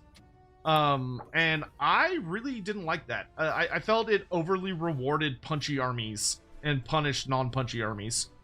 Whereas like the upcoming season, Blighted Lands, is much more objective heavy. Yeah, but it's like the objectives generally aren't normal objectives. Yeah. It's still weird, but it's like I think it's fun weird and not this. This to me almost felt like they were trying to make it more like Warhammer Fantasy Battle or like 40k in a sense, where I felt like it mattered more about just running across the table and murdering your opponent. And like a lot of the deployment zones were right up in the opponent's face. So if you were like a shooty army or a more mobility heavy army, you were just boned immediately. Yeah, except for Caradron, because they can have a lot of their shooting at least in reserve and put it where they want to. Yeah, true. But I am looking forward to not playing Nighthaunt again for the foreseeable future. I think the only time I'll play Nighthaunt anytime coming up soon is in person. I haven't gotten to play AOS IRL in a while, but Same. I've almost finished repairing my painting setup, so hopefully I can get back to painting my Nighthaunt soon, which means I will also get back to playing IRL soon, hopefully. Hey, Johan, awesome. what are you doing? Look at that little bitch sneaking in here at the end. Yeah. Shout him out. Shout out that bitch. Get him. Get his ass. Yeah, I actually have played a game of 40K with Johan. But, For the most jank way to get you two to be in the same lobby. nah, no. Yeah, we're actually going to be streaming with Johan tomorrow morning as well. It's past midnight. Later this morning, I guess. Jeez, I fucked that up. Yes, you did. Unless Johan is a command now, which, as of yet, he's not. We should make that a command, though, just for funsies. We should actually do that. We should make commands out of people that visit often, and it, like, says random goofy shit about them. That actually would be a funny idea. I think I actually did make a command off of something Johan said. I just forget what it was now. I mean, he says some pretty unhinged fucking shit, so I can't imagine what it could be. It was something when you guys were playing.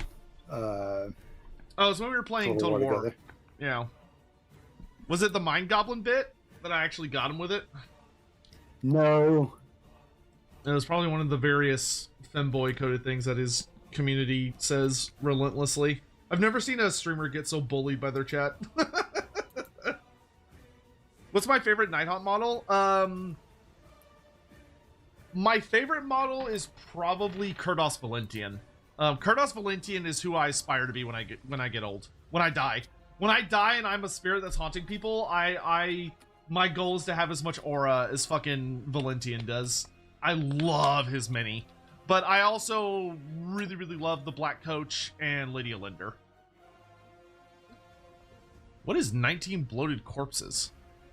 Oh, I'm in my own chat. I was like, what the fuck? Oh yeah, I forgot we had been a collab. In any event, thank you all for joining us. It's past midnight, which means it's my bedtime, especially because I got to be up early to stream with Johan in the morning, which means I also need to make a lobby for that before I go to bed.